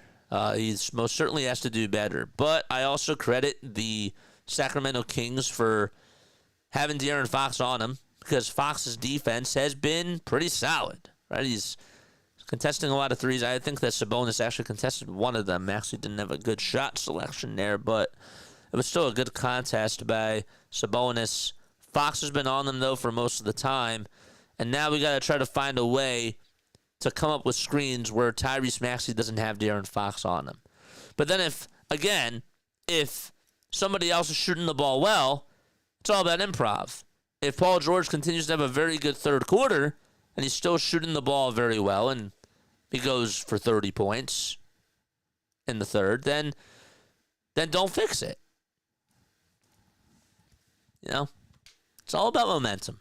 We're feeding the hot hand. Eric Gordon had the hot hand in the first half. Who has the hot hand in the second half? Maybe it is Maxey. I don't know. John says I'm going to go with a 7. I'm going to go with a 7 for that first half, and Scott gives it a 7 too. I think that that's fair. I do. Am I concerned after that 20-7 run? After that 20-6 run? I'm not. And I could be wrong, but we'll see what happens in the second half. We're ready to start the second half in just a few seconds as we have reached the end of halftime, and the Sixers will be going now from left to right. So they are back out there. It'll be both starting units. It's actually George, Yabusele, Martin, Lowry, and Maxey. So it is both starting units. I don't like that. Domantas Sabonis, DeMar DeRozan, De'Aaron Fox, Malik Monk, and Keon Ellis all out there for the Kings. So let's see. Come on, man. George gets it down low on the block. George wants to try to he actually got double teamed, and he puts up a jumper, hits off the front of the rim. That was not a good shot selection at all whatsoever. Monk got the defensive rebound and hands it off over to Domantas Sabonis. DeRozan at the mid-range goes up with a shot over Yabusele and knocks it down. Yabu actually played pretty good defense there. Like and subscribe, folks. We need 10 more subscribers to get us to 4,730 subs. There's Tyrese Maxey who crosses on over. A dribble handoff to Gershon Yabusele, and now Martin steps into a mid-range jumper and puts up a line drive laser and puts it up and in. Back to a deuce at 59 apiece. Caleb Martin with a 16-foot pull-up jumper. Give him now 8 points, 4 rebounds, and 2 dimes as well. Yabusele tries to fight for the loose ball on the floor with De'Aaron Fox, and now Caleb Martin steps on in. The ball gets deflected. It goes into the hands of Malik Monk. Monk goes up with a shot, and it was in the lane. Kyle Lowry planted his feet, and they're going to call offensive foul. So Kyle Lowry just took a charge, and he will have the Sixers. He will let the Sixers have the ball. Charge! Let's go. I should have just waited till the end of that, but I like that. We don't see this team take a whole lot of charges. Lowry hands it off again over to Maxey. Maxey was thinking about going down the lane, gets guarded by Fox, kicks it out to PG for a 3. Got it to go! Paul George picks up where he left off. And he comes back into the party. Top of the key is DeMar DeRozan, who's being guarded by his former teammate Kyle Lowry. DeRozan puts up an elbow jumper and can't get it to go. Man, I didn't even think about this. 2 teammates that played for the Toronto Raptors for years are playing against each other for the first time in a while. Yabusele wide open 3. Yes! Oh, yes, baby! Got it. It was a far corner jumper. Fox gets the ball stripped by Maxey, and it'll be Sacramento basketball. An 8-2 outburst by this Philadelphia 76ers team to start off quarter number 3. And finally, Gershon is in single figures for the Sixers. I like that, man. I like that a lot. Hit that thumbs up button. Hit that subscribe button if you just subscribed to my channel. Comment who you are down below if you want a little shout out. I would really appreciate that because welcome on in. You're now a part of the family. You are a Philadelphia freak. You're a sports freak, a Phillies, a Sixers, and an Eagles freak. That's what we cover on this channel. 9:52 left to go in the third quarter. Foul shot number 1 by Fox. Good. Second foul shot. It goes in and out. Yabusele gets his first rebound of the ball game. He had a donut in the first half in scoring and in rebounding. Here's Maxey over at the logo for the Sixers as they go from left to right. Maxey also had a very quiet first half. Facilitates it over to Caleb Martin. I like that word a lot. Yabusele over at the nail. Over to George. Back over to Maxey. Maxey with a teardrop floater down the lane. Shot clock expires, and he got it up and in. Right before the shot clock expired, 67-60. And Maxey shares some laughs with Malik Monk. It's like, I don't know how I got that up and in, but a 10-1 run by the Sixers in this, over the last minute and 40 seconds of this game. Sabonis down low over to Monk. George plays good defense, but Monk able to body him and have his way. 67-62 with 9 minutes left in exchange in the third quarter. George on the near corner being guarded by Fox. Steps over towards the elbow, puts up a J, and Domantas Sabonis grabs his 15th rebound of the ball game so far. He had 14 in the first half. Fox gets past George. Now tries to get past Gershon Yabusele, and he has his way as well. De'Aaron Fox, what a game for him. Maxey dumps it off over to Yabusele. Yabusele with another 3. Yes! Bingo! 70-64, and Yabusele lighting it up from downtown. Monk to Sabonis on the near elbow, and Fox tries to cut back door. They tried to run that play a couple of times today, and there's another turnover by the Kings. I've seen them run that same play 3 times, and yet Fox just loses the ball. One time it was a bad pass, though, by Sabonis, but just some miscommunication by the Kings. That's been their season. Maxey to Martin. Martin trying to take it over towards the left side of the lane. Tries to drive it over to the basket and misses a bunny. It was wide open. And we have a very late whistle called. It's a foul on Kyle Lowry. Rhino says, maybe if he didn't eat donuts, he'd play better. Well, now he's playing better, so I guess that does make a difference. He's shooting the ball very well from 3. You'd like to see that for sure. 70-64 with about less than 8 minutes to go in quarter number 3. Sixers are 13-17 on the season, but they're on a 4-game winning streak, and they played very well since Thanksgiving. They have one of the best records in the NBA since then. Monk tried to take an elbow jumper, and it's a little bit short. It goes off of his left hand, and it goes out of bounds over towards the baseline. Sixers basketball. George, Yabusele, Martin, Lowry, and Maxey out there for the Sixers. Martin to Lowry on the near wing. Gets some space. Puts up a three. It's short, and DeMar DeRozan gathers it at the Sixers foul line. DeRozan takes it towards the left side of the wing, goes downhill, gets past Kyle Lowry, and a finger roll finish by DeMar DeRozan.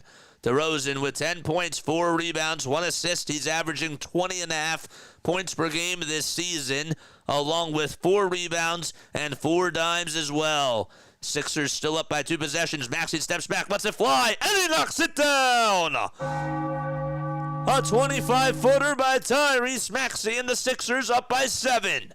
Fox, shovel pass to DeMar DeRozan. Outlet pass over to Domantas Sabonis. He gets double teamed. Maxey comes away with a steal off the bad pass to Malik Monk. Maxey with a layup, and he's fouled by Malik. He tried to go with a little reverse how do you do.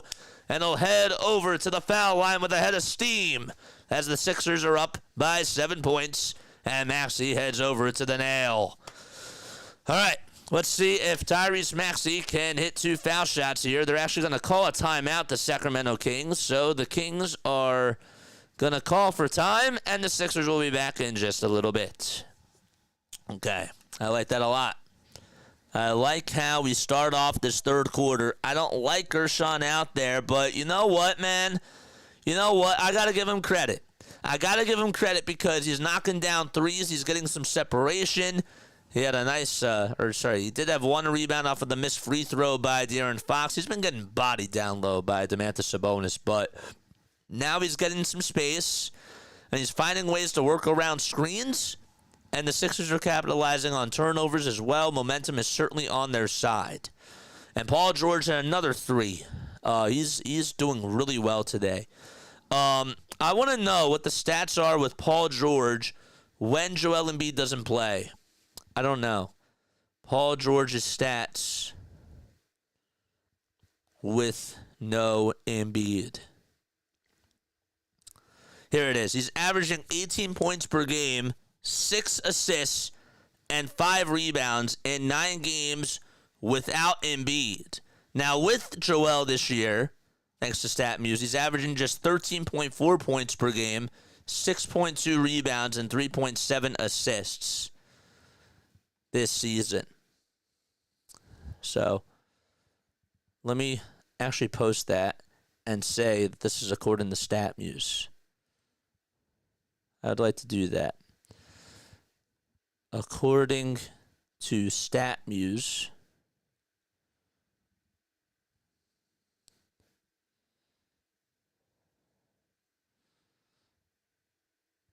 with Embiid, though, or without Embiid,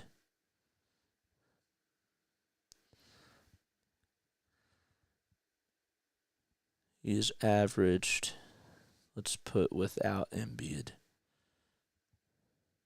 The dude's here. What's up, the dude? How you doing, man?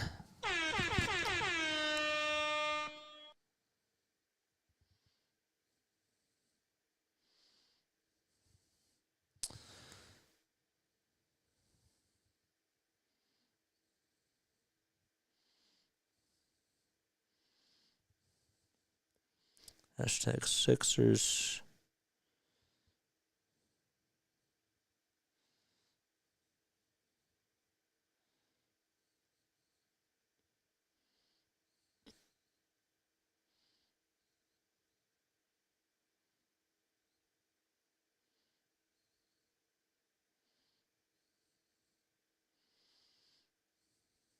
There we go. According to JJ Muse. All right, so Maxey's going to go over to the line. There's a shooting foul called on Malik Monk. First foul shot by Tyrese Maxey. Puts it up and hits it.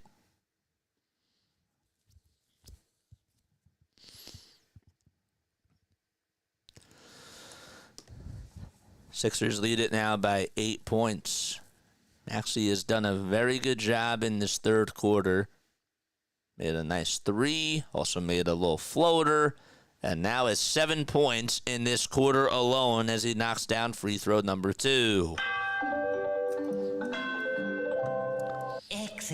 Herder's over at the top of the perimeter, and Yabusele defends him. Trey Lyles gets it on the near wing. Sabonis back to Lyles as they play a game of catch, and Sabonis lost the ball thanks to the defense by Paul George, and Sabonis touched it last. It goes to the bounds. Sixers have it. Yabusele with a pick over to PG. PG gets tripped up, and we have a foul called on Domantas Sabonis, and George is down again. He does get helped up by a couple of teammates, and Kings, I don't know. Are they going to challenge this? Are they going to challenge this call? I think that their head coach, by the way, Mike Brown. We talked about this before. Mike Brown, who was the head coach, just got fired earlier this week, and so that now they have a interim head coach, and their head coach for the now being is Doug Chrissy. Sixers will inbound it. It's Maxey over to Yabusele, and we have another foul called, and it's going to be on Gershon. It's a loose ball foul called on him. So what did I miss? Anybody want to catch him up on things? Paul George has 23 points. He had an excellent first half. He did get hurt. He had a little scare for the Sixers, but he is still out there for Philadelphia. Eric Gordon off the bench has 11 points. He's been shooting the ball very well from three. The Sixers bench today has 25 points and has been keeping them afloat. Tyrese Maxey is not had a good game today. And there's no Joel Embiid out there. There's no Joel Embiid, so. And no Oubre either. No Kelly Oubre in this matchup. Andre Drummond's been back out there, and he has 8 points off the bench, 6 rebounds, 2 assists. And I think I'm pretty much caught up. I think I've caught everybody up on things. Keon Ellis just missed a 3. So the Kings not able to knock down a jumper there from Keon Ellis, and it was rebounded by Domantas Sabonis as he tips it back out over to Lyles. 5:58 left to go in the third quarter. Monk gets it over on the near wing. Monk now tries to get it over at the top of the key and gets it over to Sabonis, and Sabonis is guarded by Paul George and has his way. Domantas Sabonis, 13 points, 16 rebounds, or 15 points now, count it as is, and 5 assists. Actually can't get any sort of space from Keon Ellis, and now gets it over towards the near corner, swings it out to Yabusele, 10 seconds left on the shot clock. He finds Paul George. George trying to be aggressive, rolls down the lane, and he gets the little finger roll finish to go. 25 points for PG. 77-68. And with 5:13 left to go, here come the Kings. There's a foul called, though. Domantas Sabonis got tripped up, and he's grabbing onto that left knee of his. Yabusele was the one that got the assist off the Paul George bucket. Caleb Martin got called for the personal foul. What did I miss? JK. Do you mean JJ or JK?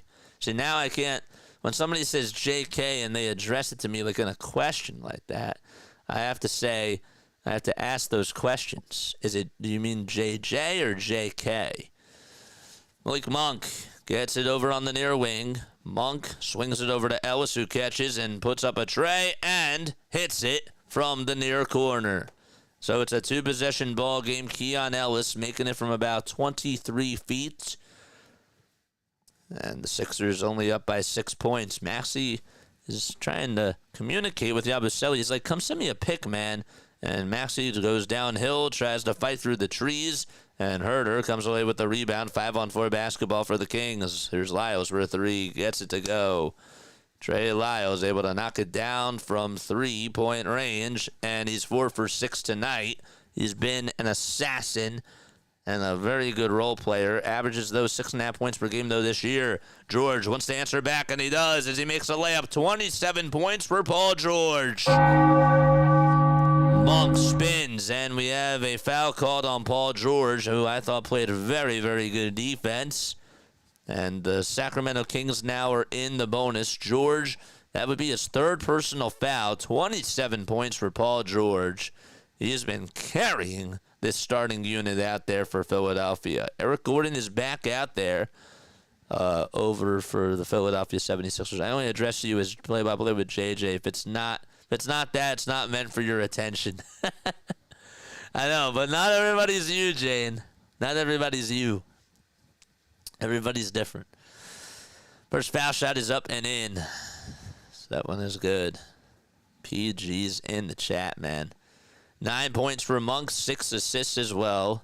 He's dripping with a lot of sweat under that beard. First foul shot was good. Second foul shot, it trickles in. Hit the front of the rim, then the back of the rim, and then just went straight on down. It's a one-possession game. Martin hands it off to George. What's Paul George going to do? He takes a three-pointer on the near wing. Yes! 33 points by PG! He can't be stopped. And here's Maxey, who comes away with a steal off the bat. Pass by Herter, but they say he stepped out of bounds. And Maxey is getting all into the ref's face. He's like, wow, you're really going to call that? You're really, really going to call that on me, man? 82-76, and I don't know, they're not going to show a replay of this, but I'd like to see that for sure. Paul George has had the Midas touch. Let's see again. Did he step on the white line? I think he just did. He did. He was feeling it in the heat of the moment. He did. That was a good call by the line ref there. It's not football, though. Keon Ellis hands it off over to Domantas Sabonis. They have a line judge in football. They have a line judge in tennis, and then they have a line referee in football as well.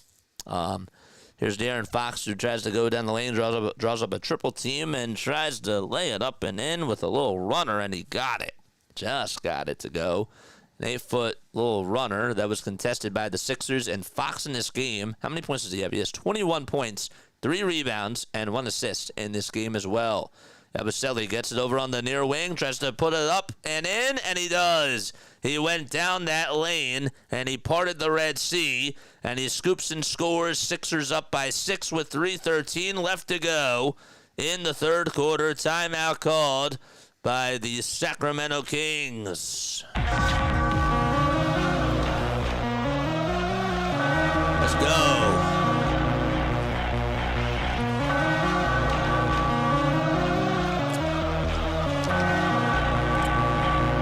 Go, baby.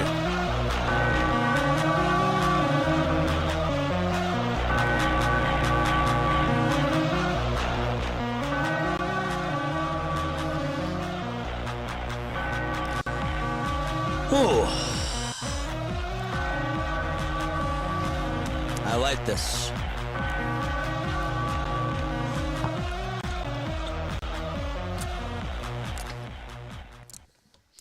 You know, I think that we have some really, really cool, catchy phrases. You know, I've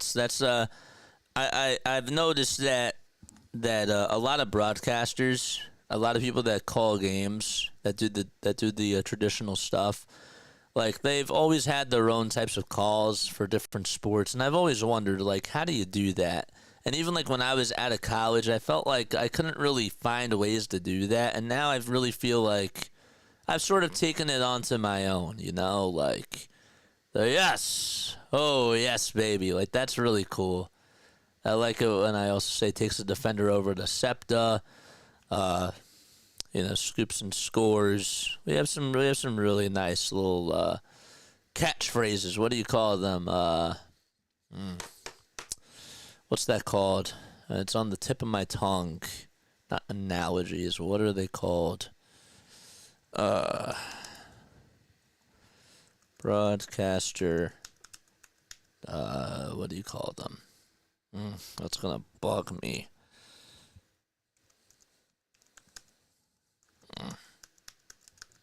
It's gonna really bug me. I'm having a brain fart. It's not a catchphrase. It is like a catchphrase, but there's another word for it. What's it called? It's not personality. It's not slogans. No, keep going. Keep going. It's gonna bug me. Slogans. What's another word for catchphrase? Catchphrase. Ay. Slogan, tagline, banner, cliche, expression. There's another word that I like. Idioms, watchwords, mottos. Taglines are like the closest thing that I can think of. All right, 84-78. All right, here's Maxey on the step-back three-pointer. He got it to go. Tyrese Maxey, man. All of a sudden, he's providing a lot of maximum effort out there from three. All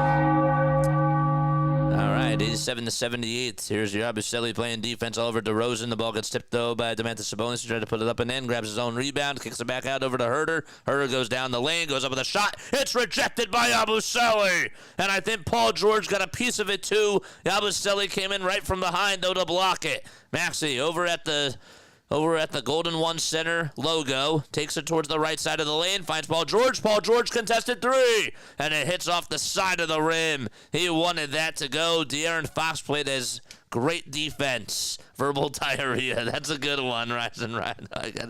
I gotta give you that there. That's really funny. No. Domantas Sabonis gets it over underneath the basket. He's in the dunker spot, and just nobody was on him, and he just lays it up and in like it's nothing.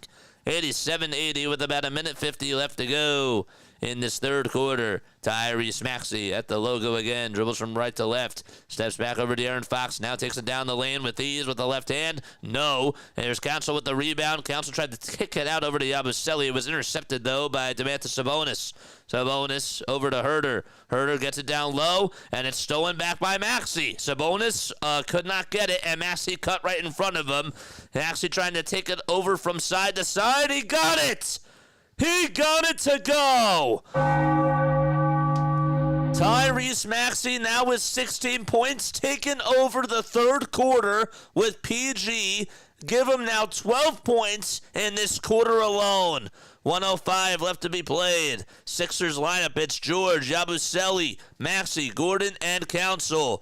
Here's Fox over to Sabonis. One more to DeRozan for a three-pointer. And he can't get it to fall. Sabonis lost it. It goes out of bounds, though, and they're going to say it was last touch by Gershon Yabusele. Punchlines. Punchlines is the word that I was looking for. A lot of broadcasters have a lot of punchlines. Punchlines. That's what it is. And I think that we have some really cool punchlines. I like that. Punchlines was the word that I was looking for. I responded right away to you before Jane. I said, that's right, baby. 52 seconds left to go in the third quarter. You can go back. We can go. We can press the rewind button. We can do that. I believe Rhino. Maxey, 18 points, 7 for 15 from the field, 2 for 6 from 3. He was 0 for 4 in the first half from downtown, and he's made both of his threes. Also has had 5 assists, 3 steals as well, 2 of them in this third quarter. It's the PG and TM show. Yes, it is. George and Maxey. George had what? 20 points in the first half. Or was it 8? That was 20. So that's 10. You do the math, and Maxey had 6. So they've combined to score 26 points in this third quarter. I like that. Yeah, punchlines. That's right. Punchlines. 26 points. That's correct. 50 seconds left to go in this third quarter. All right, come on, man. Let's go. Paul George is 30 points in 25 minutes. There's a step-back three from Keon Ellis as he gets the inbound pass. Can't get that one to go. It was a mid-range jumper. George gets it for the Sixers. It was a defensive rebound by Reggie Jackson. George sells for a three. In and out it goes. Lyles, rebound. Handoff pass over to De'Aaron Fox. 7 seconds differentiating the shot clock from the game clock, and Fox will dribble it over towards the logo. Fox out there, and now he wants to step up all over Reggie Jackson, conduct the traffic, though. Lyles tries to come away with a screen. Fox still has the ball, takes it over towards the nail, kicks it out to Ellis for a wide-open three-pointer on the near wing. He's human. George climbs the ladder and hauls in the board. 5 seconds to go. George, what's he going to do? We have a foul call with 3.9 seconds to go. I thought maybe he was going to try and take a buzzer beater there, but it was a personal foul by Fox. They had a foul to give with 3.9 seconds left to go in the third quarter. Like and subscribe, folks, and hit the bell icon as well, and that way you'll know when we go live. Let's get to 100 likes on here. We got 49 people watching. 49 watching. How many likes do we have? How many likes? I want us to get to 100. We have 45. 3.9 seconds left to be played. Martin will inbound it over to Maxey, and we have another What's this going to be, a turnover called? Yabusele came on in, and so did Tyrese Maxey for Jackson and Drummond. And now Maxey's going to sub on out. 3.6 seconds left to go. And there was an 8-second violation. Yeah. 8-second violation on the inbound pass. So it was a backcourt turnover from Caleb Martin. 3.9 seconds left to go. Like he's human. That's exactly. That's another. Yeah, that's a punchline that I've made. Yeah, but I've heard somebody else say that actually. Herter will inbound it over to Lyles. Lyles puts up a three-pointer. No good. Tip goes to Paul George. He gathers the rebound, and that's going to do it. That will do it in quarter number 3. What's in store for frame number 4? Don't know. Sixers do lead it by 9, though. And they put up 32 points in that third quarter. And they'll be back in just a little bit. It's time for Sixers trivia. Let's go. What am I going to ask? Well, I don't know specifically what question I'm going to ask right now, but I do know this. I'm going to ask you a Sixers trivia question. If you get it right, you'll hear this. If you get it wrong, you'll hear this. All right. Here's what I want to know. I want to know this. Okay. So, the Philadelphia 76ers. Okay, the Philadelphia 76ers did not always play at the Wells Fargo Center. Okay, I want to know, and that was actually called the Wachovia Center before that. So I want to know, where did the Sixers play? Where did they play in 1983? What was the name of that? It's an easy one tonight. The Spectrum. Yes, it is the Spectrum. The Spectrum is where they played. That is correct. Now, how long? There's a second part to this question. How long was it called the Spectrum? How long was it called the Spectrum? Jane got it right. Yes. Yes, Michael's here. What's up, Michael? How you doing, man? What's up, Michael? What is up, Michael? How you doing, man? What's up? All right, how long did they play at the Spectrum?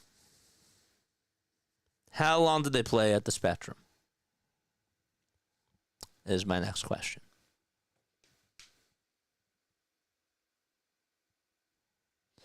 They played there for 15 years. That is incorrect. How long was it called the Spectrum? That's what I want to know. How long was it called the Spectrum? That's what it is. 15 years, no. How long was it called the Spectrum? The Sandlot. Just kidding. Just kidding. How long was it called the Spectrum?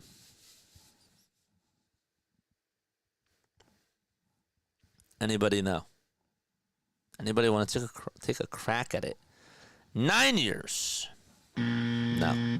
I'll do one more guess. We have a technical foul called, I don't know who it was called against, but Eric Gordon's going to take the free throw. It was about too long. Guessing for 40 years. It wasn't that long. It's 90 to 80. I don't know who the technical foul was called on Trey Lyles, they say. Sixers lead it by 10 as Gordon is able to make the technical foul free throw. So it's 90 to 80. Here's a 2-point shot that's up and in by Sacramento. So they actually, you know what's really weird? I've always wondered this. So they don't count that point to start off the fourth quarter. They count that towards the end of the third quarter because the fourth quarter didn't technically start. So the Sixers actually put up 33 points in that quarter. 27 years. That is, hold up. That is correct. Yes, Jane got it. 27 years from 1967 all the way up to 1994. It was called the Spectrum. Good job, Jane. Good job. Here we go. Here's a 20-foot pull-up jumper that's made by De'Aaron Fox. And, well, so far, he's been taking over this third quarter. Sixers have to play really good on the offensive side. Maxey lost the ball, gets it back, though. Tries to give it up to Andre Drummond, and we have a turnover called on Philadelphia. I don't know what they're going to call there. I think it's going to be a turnover off of they'll say it's on Andre Drummond. I just don't know what he did. It's a 3-second turnover. So we're going to walk the floor, and we're going to see if Trey Lyles... No, it's just a 3-second violation, offensive 3-second violation. Here's Lyles for a 3. That one's no good. Drummond gathers the miss. 7 rebounds for Andre Drummond off the bench. It's been a very good Andre Drummond game for the Sixers. Maxey gets it over on the near wing, gets a double team, hands it off to Gordon. Eric Gordon wants to try to initiate the contact. He lost the ball, tries to fight for it, though, gives it back over to Yabusele, or Council, that is. Council with a behind-the-back bounce pass that's intercepted. That was not a good pass by Council. Tried to give it up to Andre Drummond, who was in the dunker spot, and could not do so. Here's a three-pointer. That trickles in and out, but there is a foul called on Reggie Jackson with 10-12 to go. Yeah, 27 years. That's what it was called. Oregon got torched by that wide receiver from Ohio State named White. I don't know. I didn't get to watch that game last night. I watched a little bit of the Penn State game, but nothing else. Was out last night. Penn State and Ohio State for the championship. Oof, it's gonna be wild, man. Fox gets it over at the top of the key. 25 points for him. He steps back, tries to hit a 3, and that one is a little bit short. Caleb Martin corrals the miss. Sixers doing a very much better job. They're doing a much better job on the glass. They've been able to haul in 20 rebounds, but they're getting out rebounded by 11, but it's a lot better than what it was before. Maxey has a lane that's open to him and tries to roll it up and in from the foul line. Got it. That floater is unstoppable for Tyrese Maxey. Give him 20 points. DeRozan being heavily guarded by Caleb Martin. Good defense by the Sixers. Ball gets intercepted by Martin and stolen by Jackson. It went off of Martin's hand. And Jackson has it for the Sixers. Gives it up to Maxey again. Tyrese Maxey has De'Aaron Fox on him. Crosses over 3 times. Steps back from the logo for 3. Oh, just a little bit short. Oh, he wanted it so badly, and that could have changed the ties for the Sixers, and the ball ends up going out of bounds. Maxey was feeling it, man. He was feeling it, and if he would have knocked down that shot, Sixers fans would have gone absolutely bananas. 9:14 to go in quarter number 4. Sixers, they lead it by 8 points. DeRozan has it for the Sacramento Kings. Maxey in his face. Fox now has it with a runner, and he gets fouled by Caleb Martin with about 9:04 to go. The question is, when is Paul George going to come back out there for the Sixers? And if they can pull off this win, by the way, without Joel Embiid, that is a huge W. It is. They've played so well so far tonight, and they have really been in control so far. Do not take your foot off the gas pedal. Joel is not playing. They play a bat-to-bat. They play tomorrow in Golden State, so they want him to play for that game. Caleb Martin got called for a shooting foul. First foul shot by Fox is good. De'Aaron Fox mentioned that he has 25 points in this game, now 26 points. But he has been having another De'Aaron Fox type of a season, averaging 26.5 points per game, which is 5th in the NBA in scoring. And just continues to be a scoring machine for them. All right, 92-86 is the second foul shot is good. From the line this year, he's also shooting 80%, which is the highest he's ever had at the line. Gordon for 3, off the mark. Jackson offensive rebound. Martin will reset it for the Sixers, and now he'll hand it off over to Maxey. Tyrese Maxey steps back again, puts up a 3-pointer, and that's away off the mark. Maxey trying to settle for 3s, and he's not hitting those shots. Lyles got the board. Fox on the near wing. Fox, what's he going to do?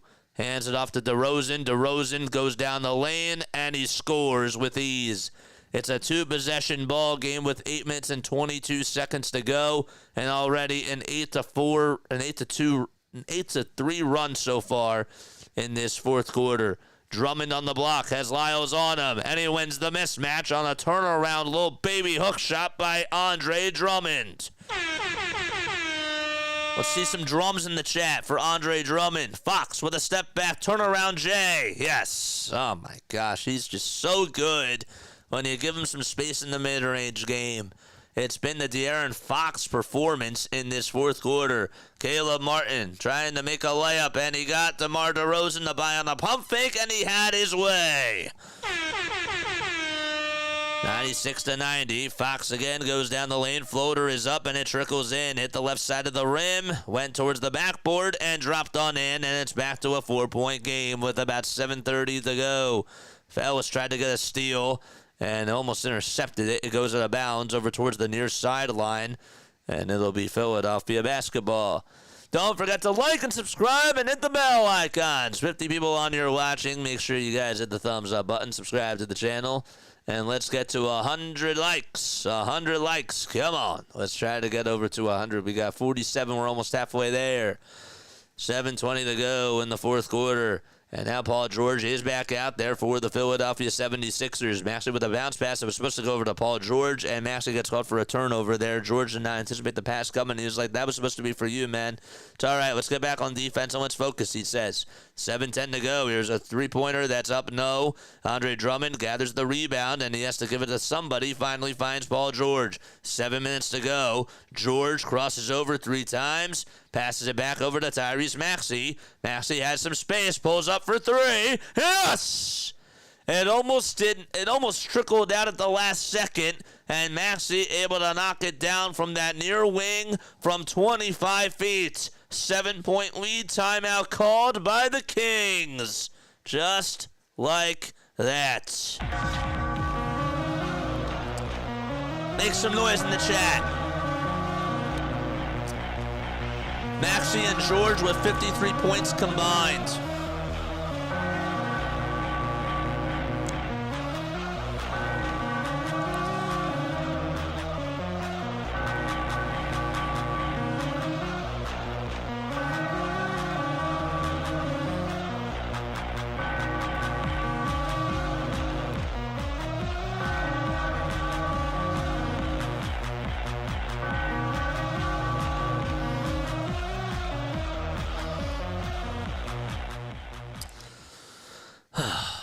The young core for the Flyers has been playing well of late. Need better defense, however, says Michael. Yeah, you're right about that. We have been playing better. I don't know what to do about Urson though, man. I don't know what to do about Sam Urson. He's been playing better, yes, but he's been so.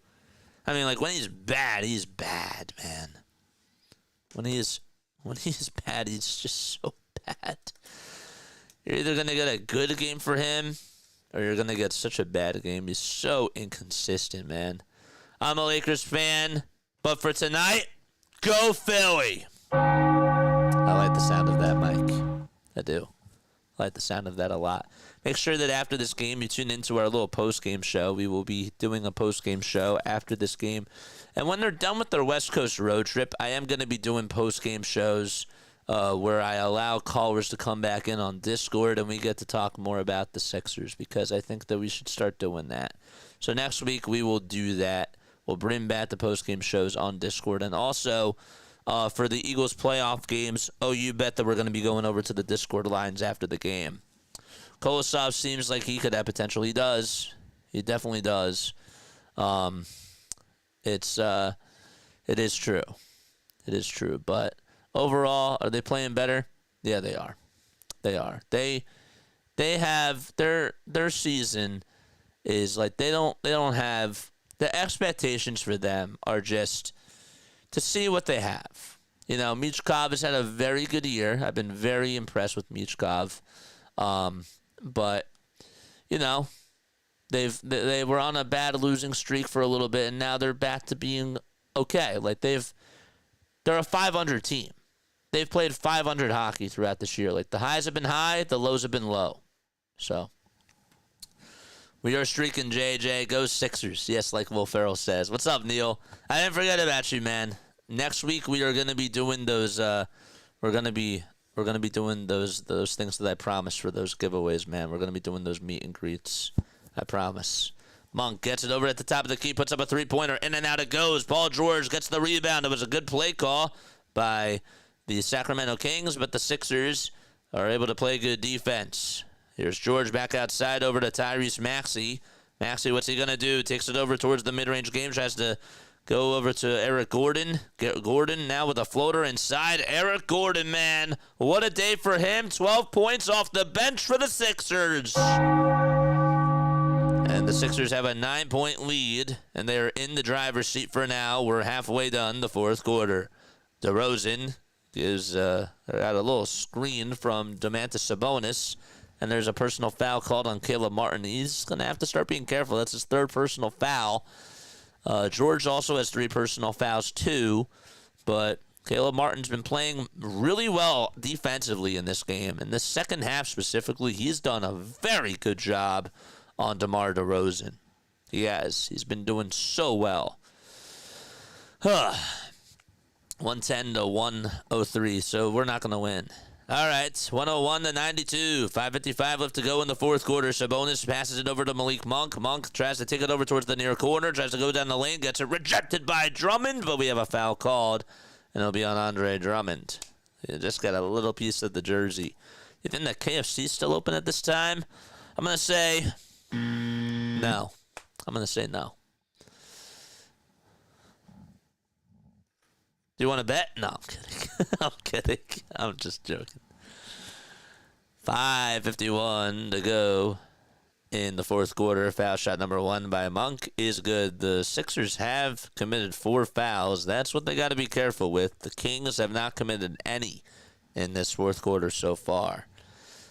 101 to 93. Monk has been a very good foul shooter at the line throughout his career.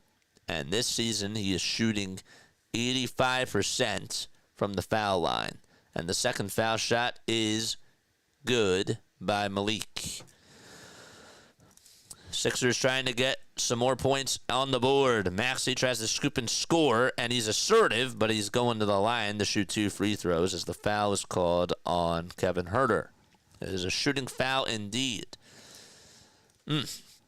Snowman checking on in with the late game work. Yes, sir. Thank you so much for coming on in, Snow. So no Joel Embiid tonight. He's going to be playing tomorrow against the Golden State Warriors. Paul George, though, having his best offensive game as a Sixer. He did have a little scare earlier in the first half, but he's playing, and he's playing very well. 30 points, 7 rebounds, 5 assists, and he's having another A-plus defensive night. He is. And Maxey, who had only 6 points in the first half, already with 23 points in this second half. He actually has 17 in the second half.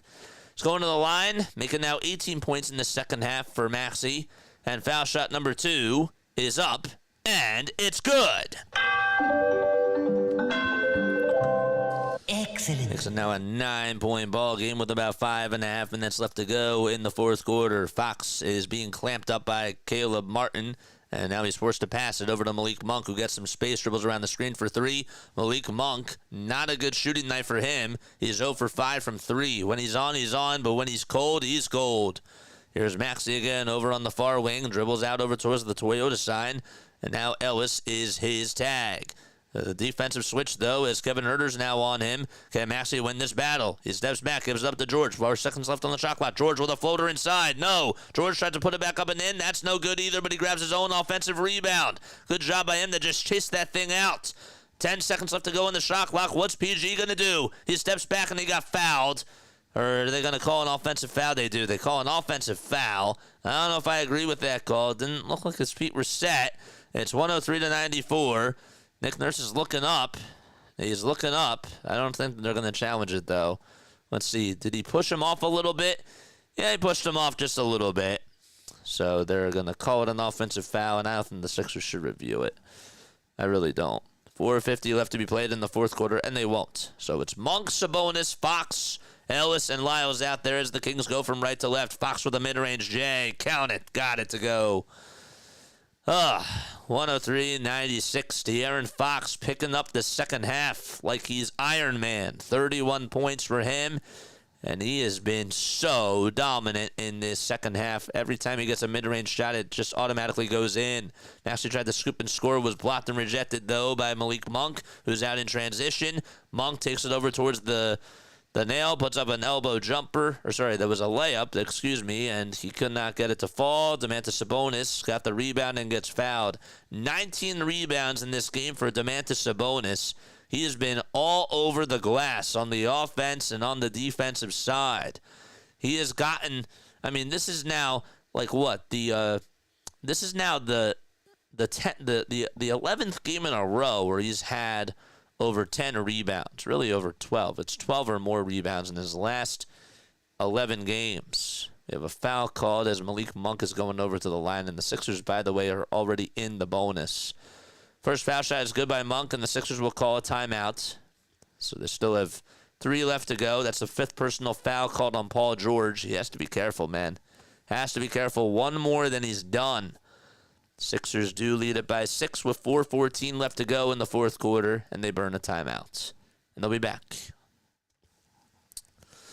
Like and subscribe. Hit the bell icons as well, and that way you'll know when we go live. If you guys want to become members, they are $2.99 a month. If you guys also want to donate to the channel, we do live play-by-plays almost every single day. It's been picking up a lot more now because we are doing Sixers and Eagles games.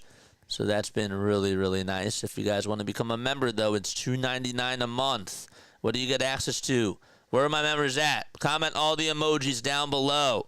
When we do Sixers games, you'll get these types of emojis. And then when we do Eagles games, you have your own emojis for that. And then for Phillies games, we have our own emojis for that as well. Here's the link for becoming a member right over here. And again, it's just $2.99 a month. We're also going to be doing some more podcasts this year for members only. I want us to get more and more perks, because that's going to be really, really special. There's some of the perks right there. There's some of the emojis. There we go. We got Ben Franklin. We got some good stuff, man. Nobody uses the rejection button. If there's a block, man, you can use that. You can use that rejection button or that cancel button. JJ is the best in the biz, dude.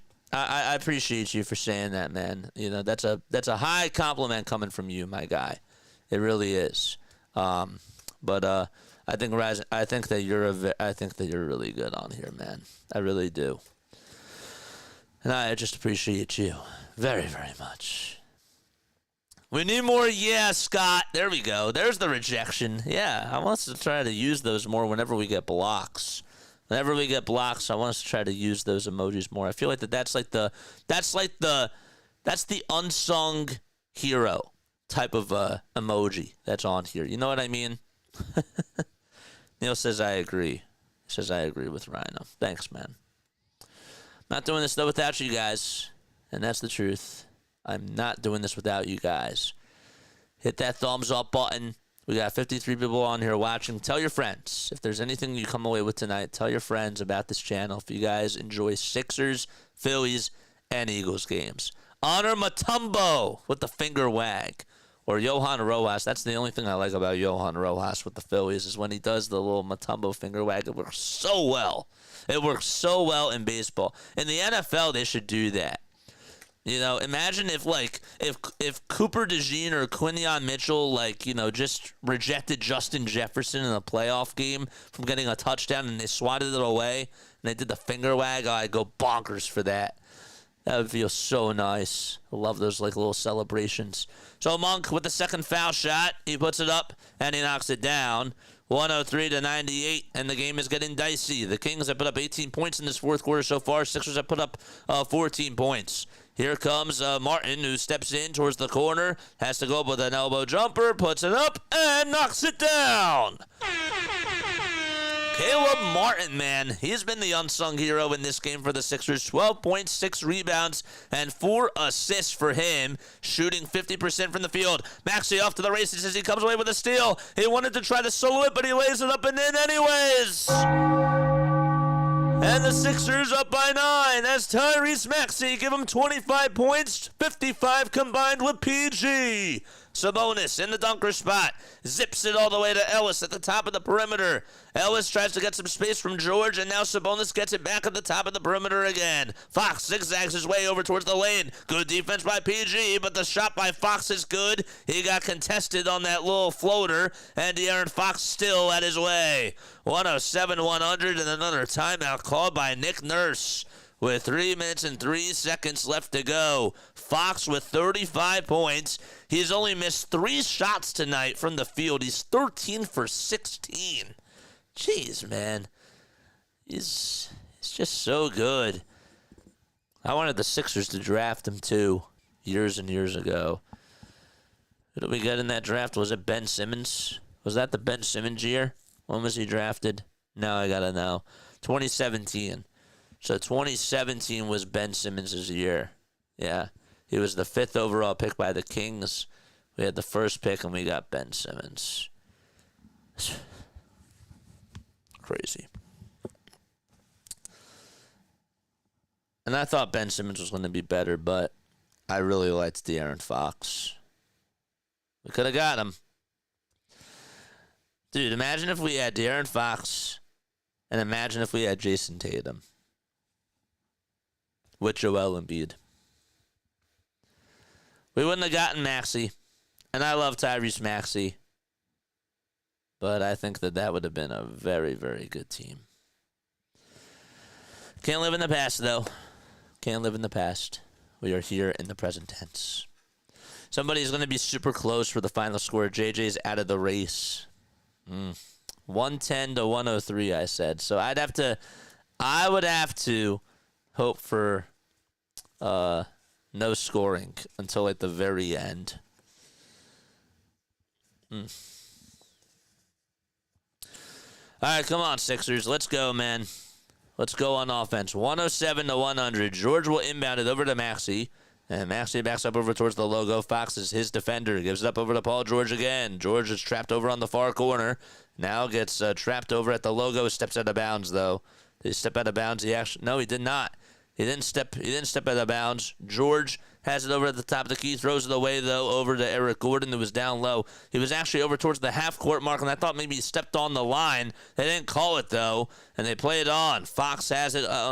He has it on the perimeter and swings it back outside, but there is a foul called. There is a foul called, and it'll be on the Sixers. So let's just reconvene what happened there, right? Like let's reset the scene. So George had it, and then he was over on the far corner, then tried to go all the way back over towards the half-court logo, and I thought that he stepped over the line, and they were going to call it backcourt violation. They did not, and then he threw it away and turned it over. So Monk is now at the line because the Sixers are over the foul limit, and the Kings are in the bonus. First foul shot by Monk is up and in. Still a game, man. 107 to 101 with about 2.5 minutes left to go. Come on, man. Come on, man. Second foul shot is up and it's in. Maxey is just as good as Fox. Yeah, they both are just as good. And they both went to Kentucky and played for Coach Cal. Caleb Martin will dump it off over to PG. Would love to see what he can try to do here. 9 rebounds for him in this game. Maxey gets trapped, swings it out over to George. George is on the far wing. 5 seconds left on the shot clock. Gives it up to Gershon Yabusele. Hands it off over to George for a 3. That's off the mark, but we have a foul called. It'll be a foul called on Sacramento. And is it in the act of shooting? No. They say it was a foul on the floor. And so George will have to inbound it. The clock does reset, though, over to 14 seconds, the shot clock, that is. Sixers are now at the foul limits. The Kings have only committed 2 fouls. And they'll inbound it over to Caleb Martin. Martin has the ball. They'll give it over to Maxey. What are we doing? They'll give it to George down low on the block. 4 seconds left to go. George has to get going. 2 seconds to go now. George trying to get some space. Swings it out over to Maxey for a 3. And he airballs it. So Paul George could not get it off in time. And there's a turnover. Sixers got to lock up on defense. Let's see the locks in the chat. Let's see defenses and locks in the chat. Come on, man. Come on. Let's go.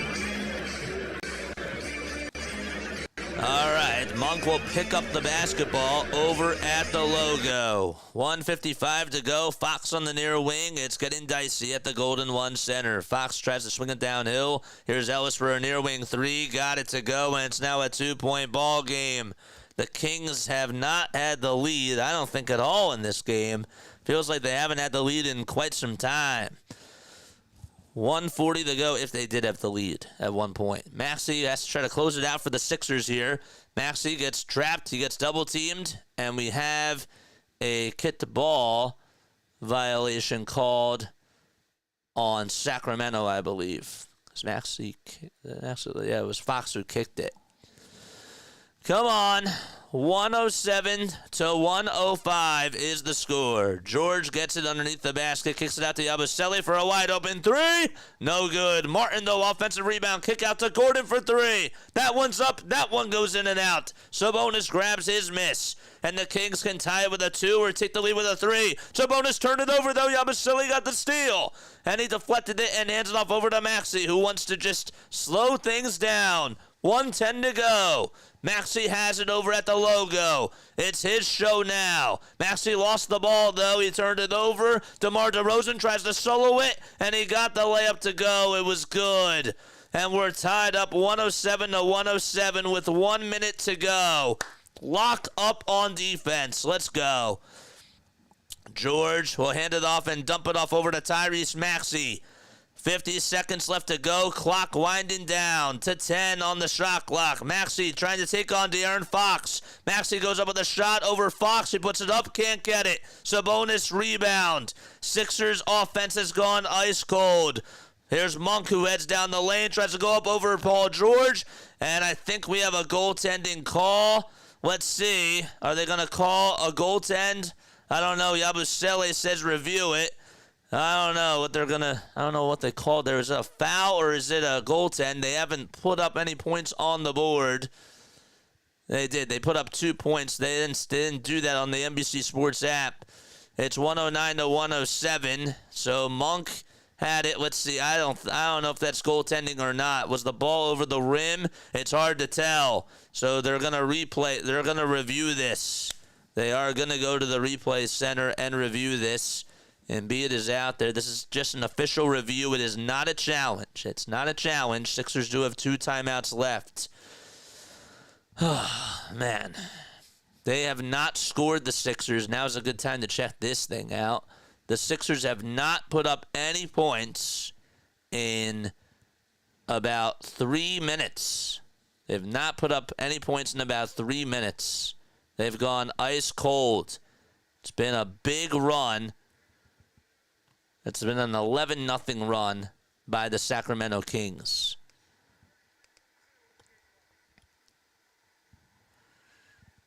$109 to 107 is the score.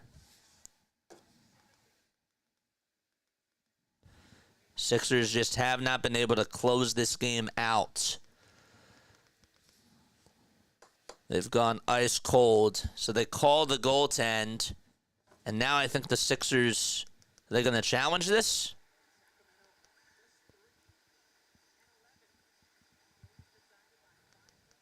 I don't know.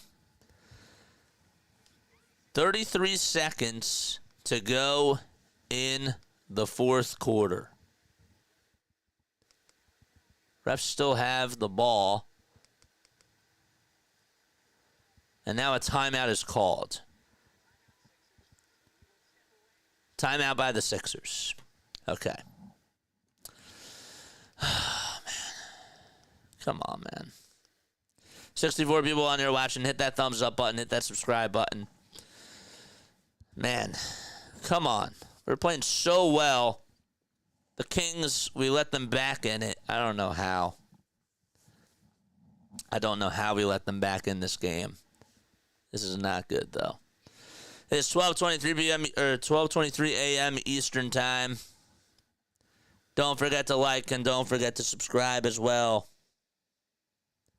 I don't know. Gershon missed that wide open three. But we have a lot of things to talk about after this. 69 bathing. I mean watching. Come on, man. We're playing so well. hit that thumbs up button. Hit the subscribe button as well. My name is Jason Joseph. I do Sixers play-by-plays on here. I do Phillies and Eagles play-by-plays as well. We treat it like it's a traditional broadcast. We do like a radio-style play-by-play, but I try to comment and get you guys involved on here because this is the new age of broadcasting, man. We have a lot of fun. We got 50 likes. 21 people have not hit the thumbs up button. Hit that thumbs up button for me if you could do so. I would really appreciate it. It's 109 to 107. Sixers will get to advance the ball, and they've got to try to tie the game here. They do. It's 33 seconds to go. There's still time. Oh, there's still time left.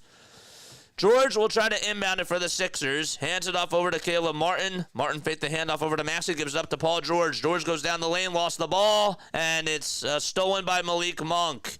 Monk tries to play keep away. Monk is over at the nail. Hands it off over to Sabonis. They still play keep away. 18 seconds left to go. Sixers got a foul. They try to come away with a steal. Sabonis had it. They almost did. 10 seconds left on the game clock. They're not going to foul. So, and now Monk tries to go up with a shot. And are they going to call a foul there? They are. They are going to call a foul. Why didn't they just foul like early on that clock? They could have just fouled there. And they decided not to. They fouled so late with 7.5 seconds to go. Come on, man. That's just frustrating. And Monk is going to go on over to the line to try to close the door for the Sacramento Kings. I think that Nick Nurse, is he going to challenge this or not? See if that was a clean block on Paul George. No. So Monk is 8 for 8 from the line. He is 8 for 8 from the line. And has a chance to put this game away for Sacramento. 109 to 107 is the score. And the ref still hasn't given Monk the ball just yet.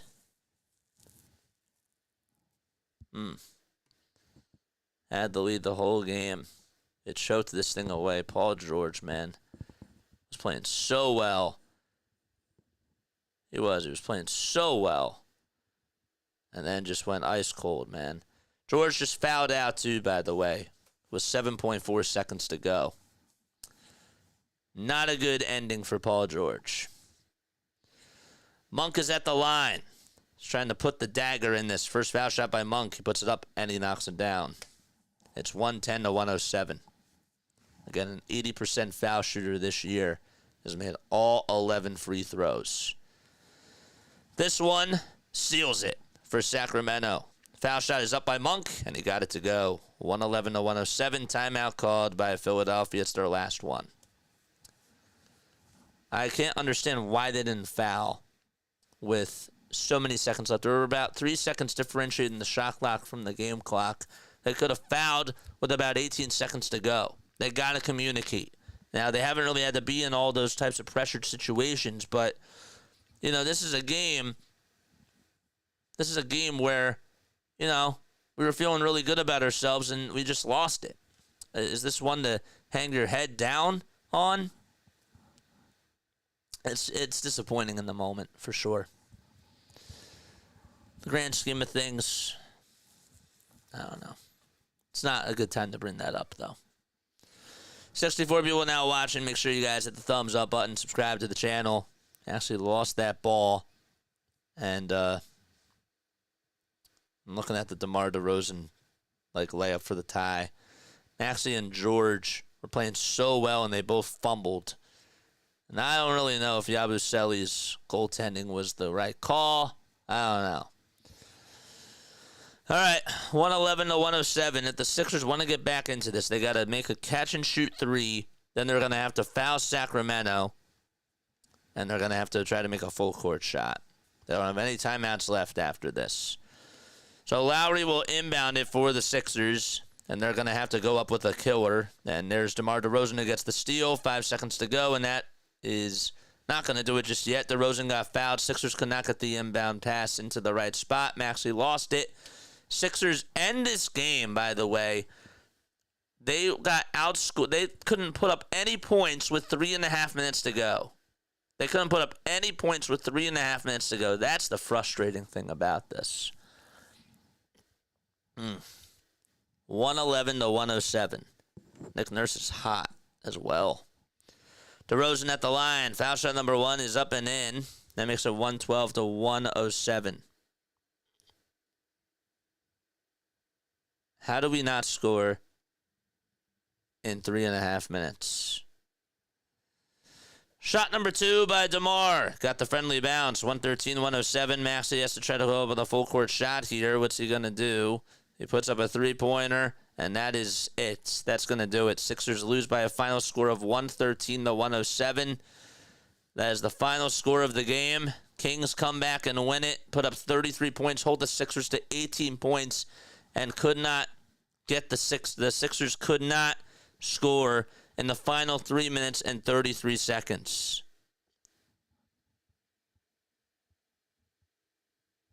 Crazy. And 33 seconds. De'Aaron Fox obviously has to be the player of the game. But that was... Wow, there's a lot to unpack. There is a lot to unpack.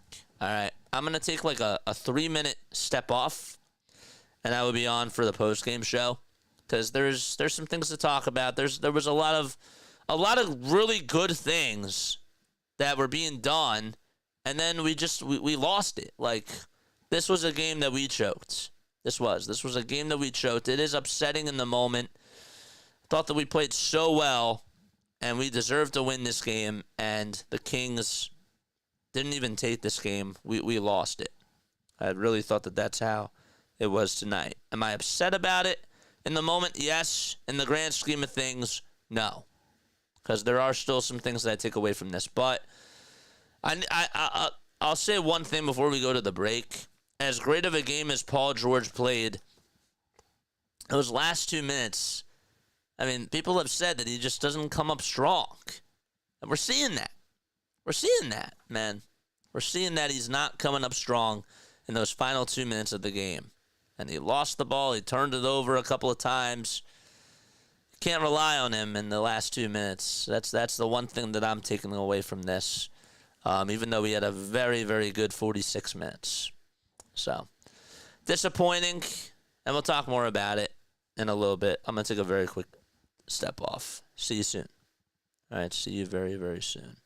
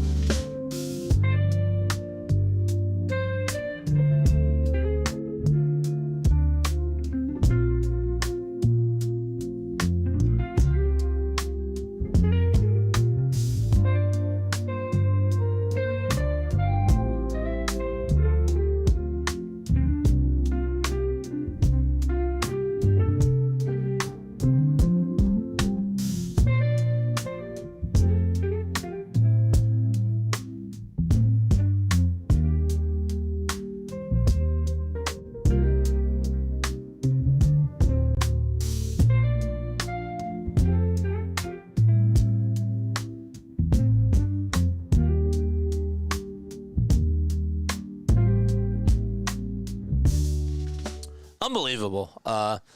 Really unbelievable. The Sixers had this game. They were up 107 to 100. And I think I owe the fans an apology because I think that I jinxed us tonight.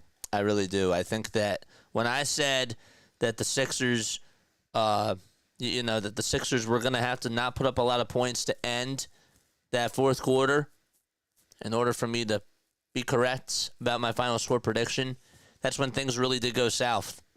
They did. They called that timeout. I jinxed us, and I apologize. That was my fault. I did not mean for that to happen. Shouldn't have said anything. And guess what? It came back and it bit us right in the butt. It did. It absolutely bit us right in the butt. Let's talk about those final 3 minutes after Maxey hits that layup, because that's the first thing that I do want to focus on.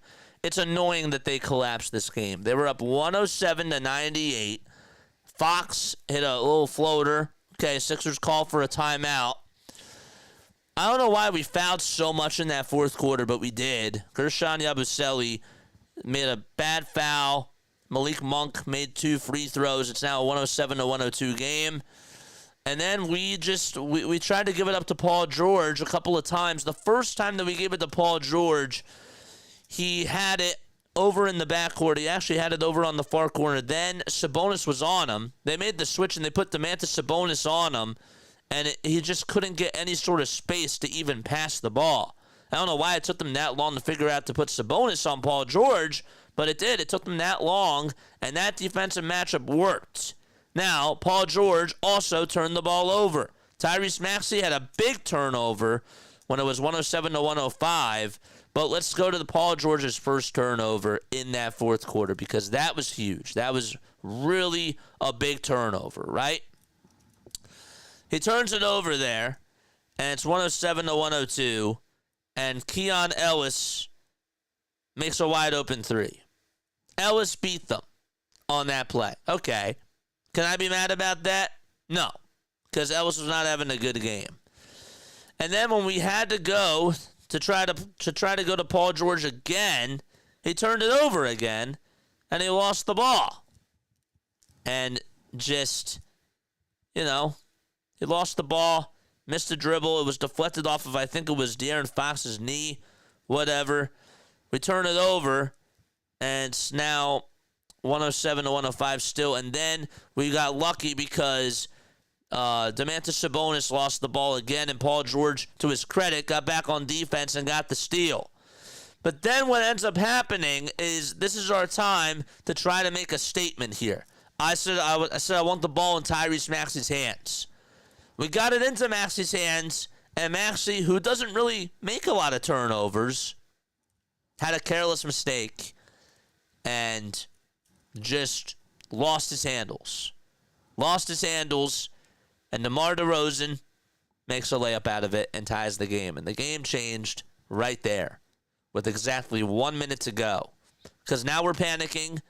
Now we can't find a way to make stops.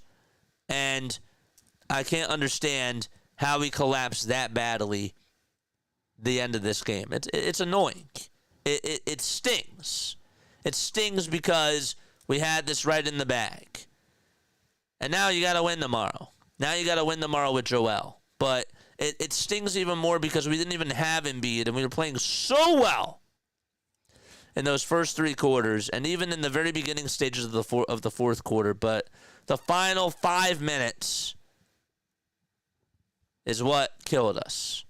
And Sacramento didn't even deserve the win, but the Sixers went cold and they gave it to them. Those types of losses are annoying. When you get blown out, it's frustrating. This one was annoying. And I think that if we didn't go on this winning streak that we did, we'd feel angry about this and we'd feel like really, really mad. I'm not mad. I'm disappointed, but I really felt it stings. It stings in the moment and it hurts. But in the grand scheme of things, I'm not totally upset. I'm not happy with how Gershon played tonight. Didn't think that Gershon had a good night tonight at all. I'm going to give a little bit of blame on Nick Nurse, too, towards the end of that game because you're keeping Eric Gordon out there. Gordon misses a wide-open 3, and that's on him.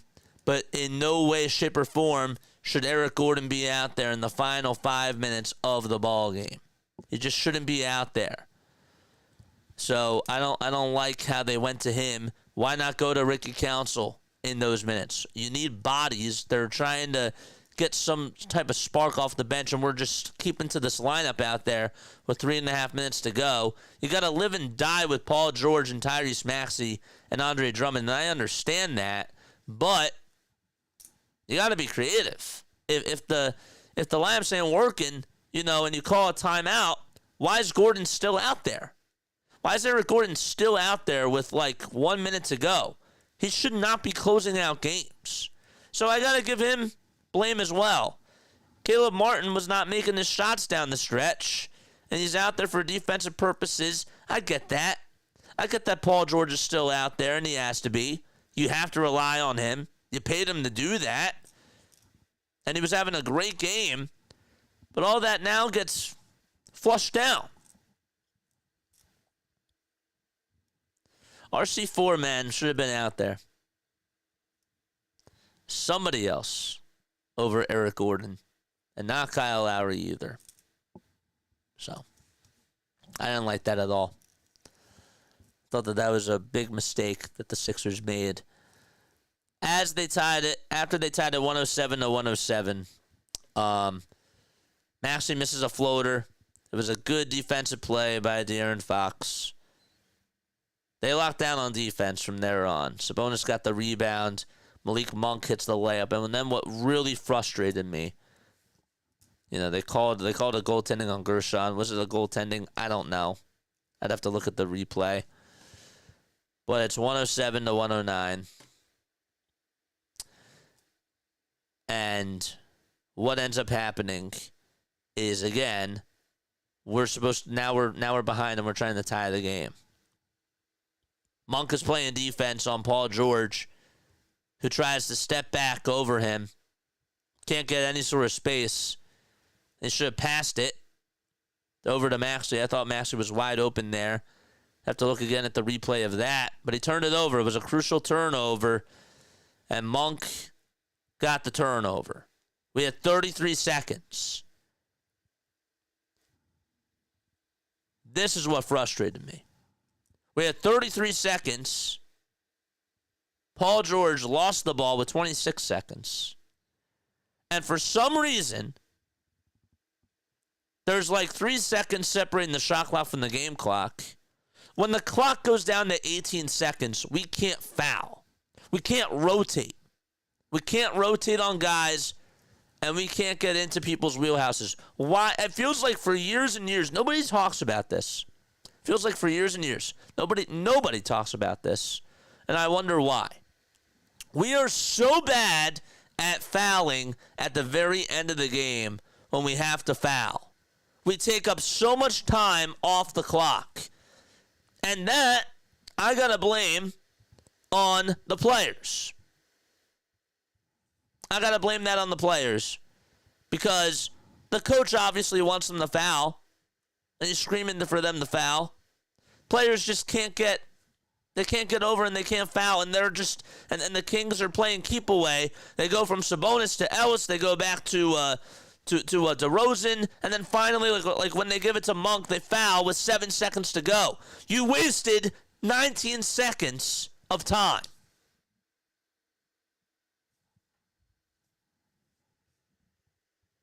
That's what frustrates me. That's what frustrates me.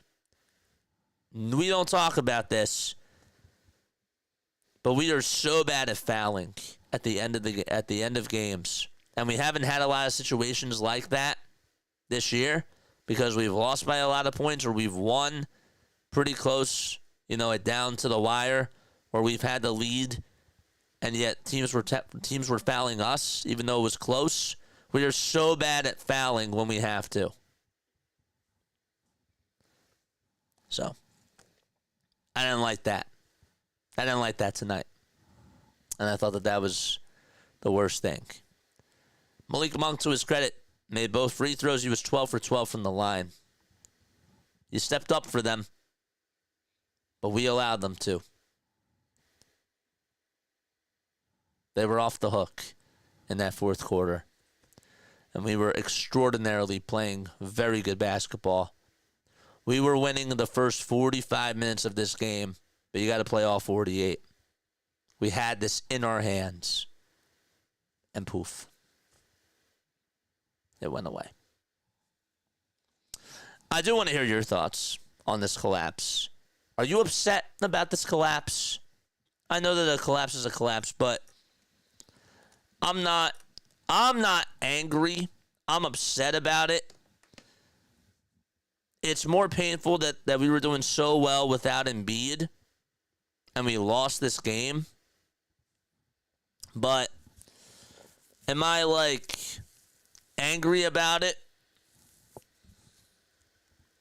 I'm not angry. But how are you feeling? Do you think I should be angry about this? I'm upset.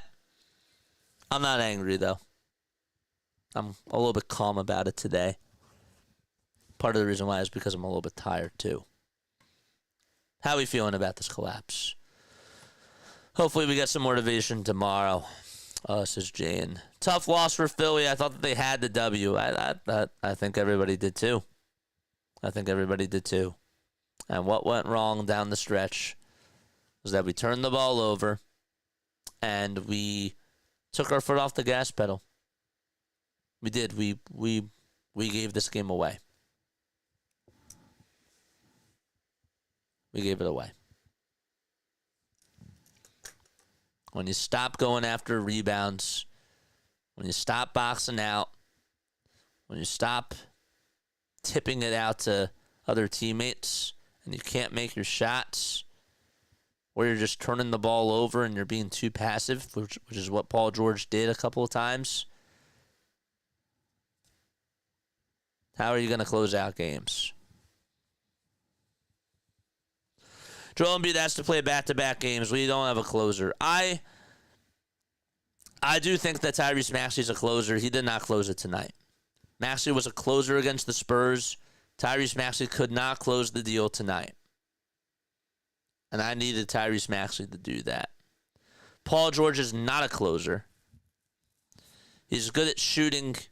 The fourth quarter stats that he had last year were all early on in the fourth quarter, all the way up until like the 5-minute mark. His stats from the 5-minute mark until the end of the quarter were bad. If you do take a look at those stats. What do you have to say, man? Happy New Year, everyone, says Serena. Thank you so much for coming on here. I need Jimmy Butler back so we can fight everyone in the locker room, says Ray. Jimmy Butler. We can talk about that. Would I let Jimmy back? Something has to give, man. Do I think that Jimmy Butler's better than Paul George? I don't know at this stage of his career, man. I think that Jimmy's getting older. I don't know what to make of it. I really don't. I don't.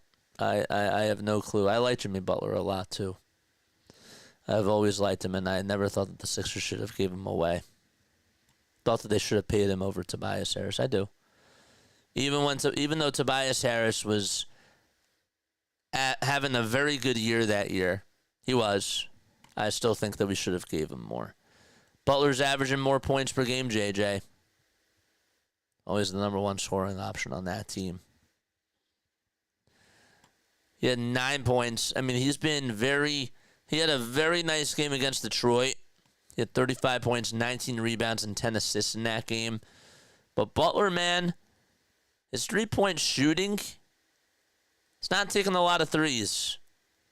Paul George was brought here to take threes. That's why I like Paul George, because he's a better fit for the Sixers. He just is. He's a better fit. But that's how I feel, though. But when it comes to closing out games, I get it. Jimmy Butler is a good closer. He was doing good when he used 2, 6, 8 players. Then he went and put in the old guys, and they won. I'm not too mad because this does show that we can play well without Embiid, says Ryan. And I think that's a valid point, man. I do. I think that's a very valid point. RB's going off right now. I'm not angry, man. Like, I'm upset. But I still believe, even though we had a very bad ending to this game that left a terrible taste in our mouth, I think that this is one that you can just shrug off. I do. Now, if we lose tomorrow night, I'll be upset. If we lose tomorrow night's game, that I will be upset with. With Embiid, man. Philly halftime's on here. Dude, it's funny. At the end of every game, I always see my man come on here, dude. I thought you guys won. You guys just blew it, though. Yeah, man. Yeah, no, there's no doubt about it. We blew this game. I'm not upset about it. I'm mad. I'm disappointed. I'm discouraged. If you want to hear my full thoughts, though, about it, you go back and you rewatch it. I'm not going to repeat myself because I'm getting pretty tired. And I have to cut some YouTube shorts. Nah, I do have to get going, man. All right. I love you all. And that is going to wrap things up for me. We will be back on tomorrow night for the Warriors-Sixers game. Disappointing ending for sure with 3.5 minutes left to go. We just could not get any buckets. It is a disappointing ending. But you know what, man? I'm still hanging my head high right now. I still think that we did some things very well in this game. And I don't like to take the high road for this. But that's what I got to do with this one. We've been playing really well. You're going to lose at some point. You're going to lose at some point. That's the truth. In the moment it stings, tomorrow we'll bounce back. And if we don't, then we got a problem. Love you all, and I will catch you all tomorrow night, all right? Peace out. Lila Tov. And I will see you very, very soon.